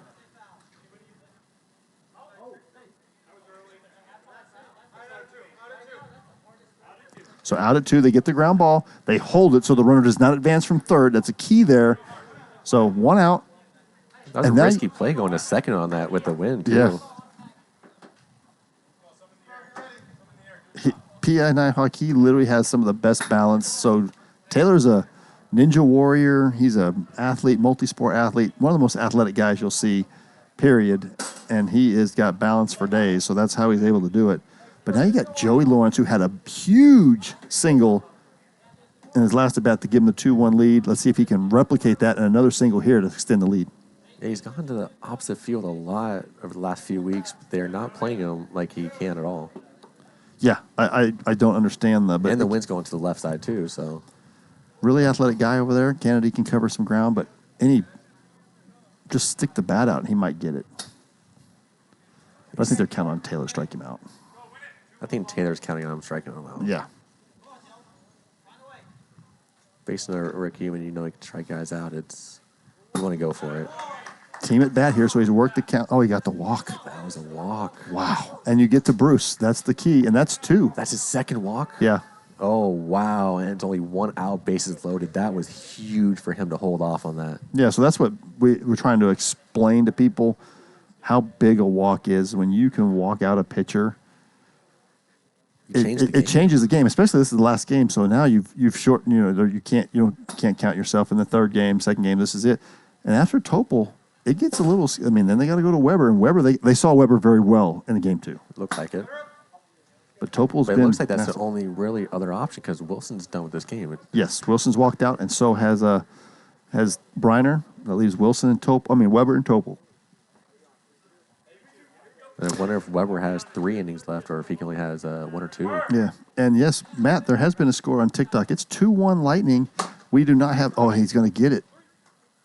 Wow. Oh, my.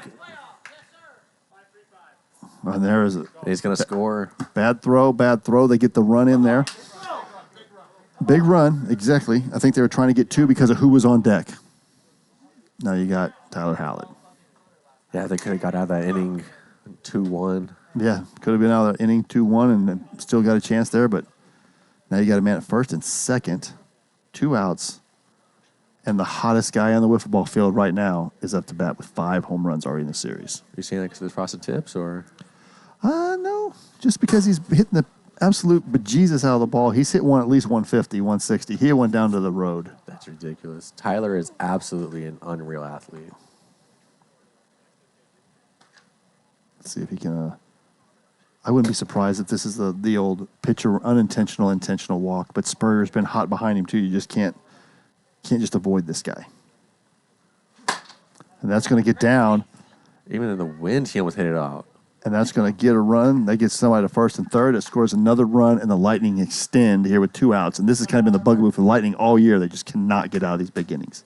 Yeah, this is huge for the Lightning. If they can, even if they don't score anymore, this could be enough for the way that Spurrier's pitching. Yes. But going from 2 to 4 right here was huge. If they can find a way to get 1 more, would just really solidify it. And this would be a microcosm for everybody that's been watching. This is the Snapper season in a nutshell. Another foul ball. A little early.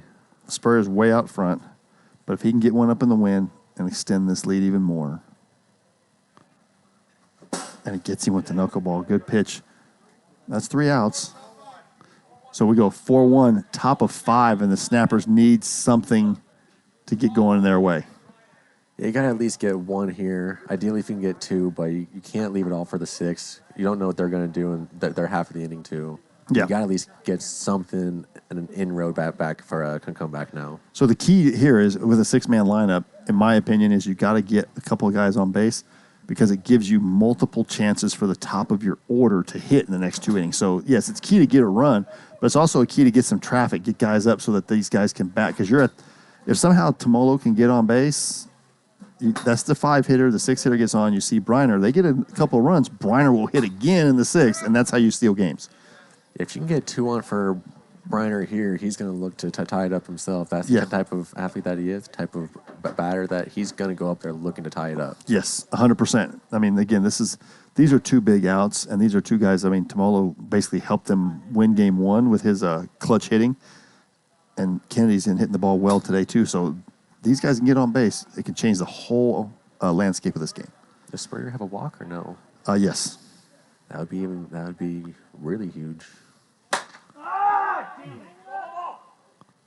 And when he calls it, just get out of the way. Yep. No offense to Tom Gannon, but that might be the best center fielder in the league. Him and Walensky are pretty up there. Yeah, Walensky's got some range too, but these guys and these guys are kind of the same cloth. Huge individuals. 6'5", 200 plus, can range everything. And just very graceful 6'5s. That's another one high, but that's way gone. And Kennedy says, I will not go quietly into that good night. That's another great shot. And he's starting to figure it out. He struggled a little early. He's figuring it out. You miss in a spot, he'll do damage. Yeah, I've seen that he was a bit swing happy going in the beginning of his career, which is never a bad thing. Yep. He took plenty of swings, saw enough pitches, and now he's starting to put the butt behind the ball, and he clearly has a great swing. He's got a lot of power behind it. But this is another thing here. So key thing here is Briner or Weber need to get on base to give them a chance to hit because there's 2 outs. They got to get on base here to give themselves a chance to be the winning runs or the go-ahead runs instead of the top. Yeah, King Miguel, you're going to see Tom probably here maybe the end of the summer. I know he's planning on coming out for something, but I don't know how long he's going to be here. He's here for just the weekend or 2, so he's trying to play on as many teams as possible, Yeah. however that's going to work out. Stopped it. Can Chad make the throw? And he turfs it. Good play by everybody. Pitchers are allowed to use their feet, so stick the foot out. Great play there, but you kept Briner in the yard. I think you're okay with that. But at the same time, like you were saying, him getting on base is going to give him a chance. He's going to allow him to bat one more time. Yeah, and it also gives Spurrier another chance to pitch to a batter, which could be detrimental. It can be a walkout. Either be a walkout or a tie game. Oh, Chad, what is he? Oh my God. That ball had a lot of spin. A lot of spin, too much spin. I think Chad needs to not be in the infield.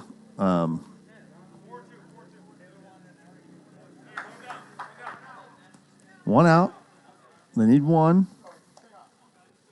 Now Topol has a chance here to basically make that the kryptonite right there. He can do some real damage here. Spurrier's made some really clutch pitches and just has not gotten it out. He's got rollovers from two of the best hitters in the game. What a great take. But this is a big at bat. I think Spurrier has the advantage here. One out. Just missed outside. Evens the count at twos. Topol's taking a bat like a seasoned pro out here.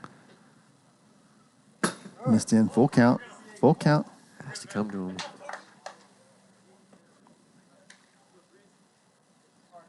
Get a ground ball here. Gets it.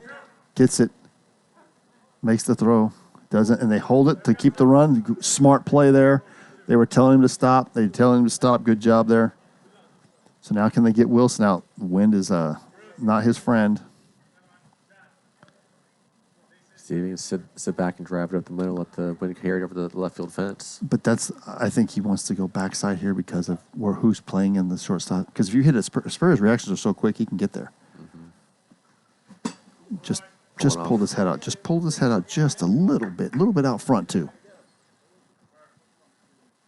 Come on over from TikTok. You guys can watch this Premier League Wiffle on Twitch. Big crucial at bat here. Can he get the out?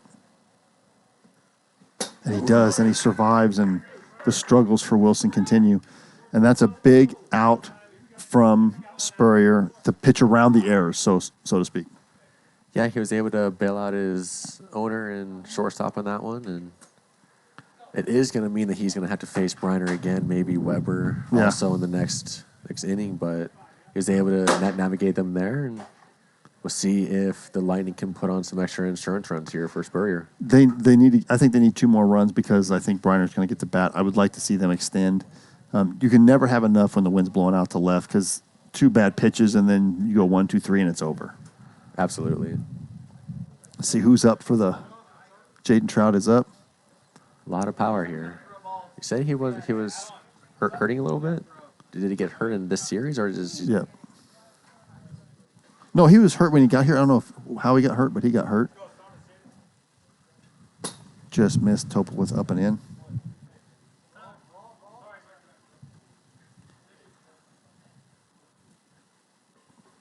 Big at bat here, Jaden. Player of the week for the Lightning last week. Struggled a little bit today, but again, not feeling 100%. You never know what can happen with one. All it takes is one swing. And he wears that one. 3-1. This is huge. They don't have a lot of pitchers left on the snappers. Very true. And he takes it. Takes it off the nugget. Didn't hurt that. He's a big guy. Plastic ball don't hurt. There's like a flying in there. Yeah. So now another thing. Can he get another key at bat here? There's 4 straight balls. Tim takes ball 5. Now Tim has a home run. He hit a home run in game 1. Pipe 53. Again, team at bat. He just walked somebody. I'm taking a strike. I have no problem with that. But now you're looking to do some damage in a pitch in a zone. Yep. Yeah, you can't chase a pitcher's pitch. If he hits the zone, he hits the zone. But now it's time to fight it. Yep, time to fight it. Let's see if we can get one swing. Topol just missing. He was really effective with that knuckleball, but the winds from game 1 to game 3 are completely different. Wind blowing out pretty good down the left. Weber sure-handed gets the out, and that gets the first out of the inning. Now Joey, who's had some really key at-bats, walked out Taylor, gave him the 2-1 lead with another at-bat. Can he have another good at-bat? He seems very patient up there. Yeah, definitely patient for sure. Big swing, and there's the bullet. Is he going to get there fast enough? Ooh, what a play. Great play. That kid is very athletic. Yeah, extremely athletic, and you can appreciate this. A guy who wears the leggings, he's leaving no DNA when he's sliding around out there because this is just, it's field turf over concrete. Yeah. So it's hard, it's easy to slide, but man, what a great play. That would tear up your leg and burn it. It's hot out here. Definitely encouraged to wear those. And there's the win, but it's just going to be an easy flip, and they get out of the inning unscathed as we go to the, I think it's going to be top of the 6th. Snappers trail by 2. Spurrier still on the mound, and I think really the only quote-unquote pitcher they have left is Chad. So, wow. So they've got to go to it. He's got to walk, so let's see if someone can be patient enough to get him out of the game. Yeah, but it's the right part of the order. They need a couple, and they need 2 guys. Somebody needs to get on base for Taylor's Briner at bat to mean anything. He bats 3rd in this inning, which is key. But if nobody gets on, solos don't hurt. We talk about that all the time. Solos don't hurt. Mm-hmm. This is how they started the previous inning right here. Let's see if Chad can either get on base. I think if he can get a walk, would change this inning in this game entirely. Yeah, any way to get on base. Anything to get on base, definitely. The cheese gets a little more binding, to quote our man Jonathan Anderson on ESPN. Like, that's how you steal that one. Anybody can get on base. If they get on base, there's a chance for some changes here. Can Spurrier continue to weave his magic here? Smoked. And that's another hit from Chad Tamola, his 3rd of the series, and that's a double. Did I get the wall? Yes, it did. So there's a double. He's in scoring position already. And Adam looked really good in that last at bat. Yeah, he did. And Kennedy, who hit a bomb in his last at bat. This is.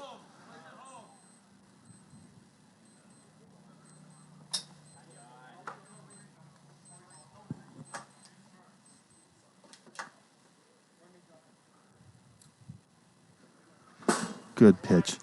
Spurrier needs a strikeout here. Yeah. He's pitching for it. I think he's going to go hot again. There's a fly ball. Joey's there. Wynn's got it. But he battles again. That's the Bounced 4th off the time. wall again. That's his 3rd or 4th time hitting off the wall. This kid has to be in his 20s or he's bulletproof because that is painful. Pretty sure he's a younger guy, so. Now, here's the at-bat of the day. Oh, man, this is huge. Last week, Briner came out big. He always comes up big. That's always the moment that he always has. See if Spurrier can navigate that in an 0-2 count. And he got ahead of him early, which I think is key. Foul ball into the zone, so you get 1, you get 2. The first one, the catcher's the worst catcher in the league. The second one, he's Yadier Molina. As it goes. He's just missing. Just missing. And Spurrier's just out of the sweet spot, so to speak. He's been a little high. He's been a little outside. Even with the 2 strikes, he's swinging for the fences. Just fighting on that one. They keep spoiling pitches. He's hoping that he makes a mistake.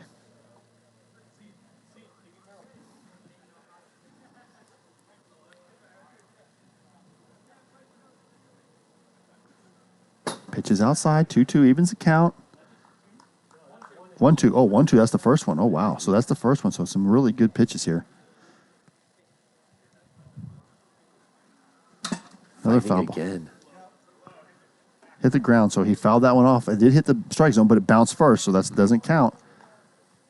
Making Spurrier throw a lot of strikes, hoping that he makes a mistake. Ground ball. Chad going to field it. Can he make the play? And he makes the play. That's a huge out right there. What a great play. And the sarcastic applause for Chad Phillips making his first play. But he typically makes that play. Everybody makes that play. What a great play. That was a well-needed play right there. We had to keep the guy at second base, get Taylor Briner out, now you're 1 out away. That was a great at-bat by Briner. I think he fouled off 6 pitches.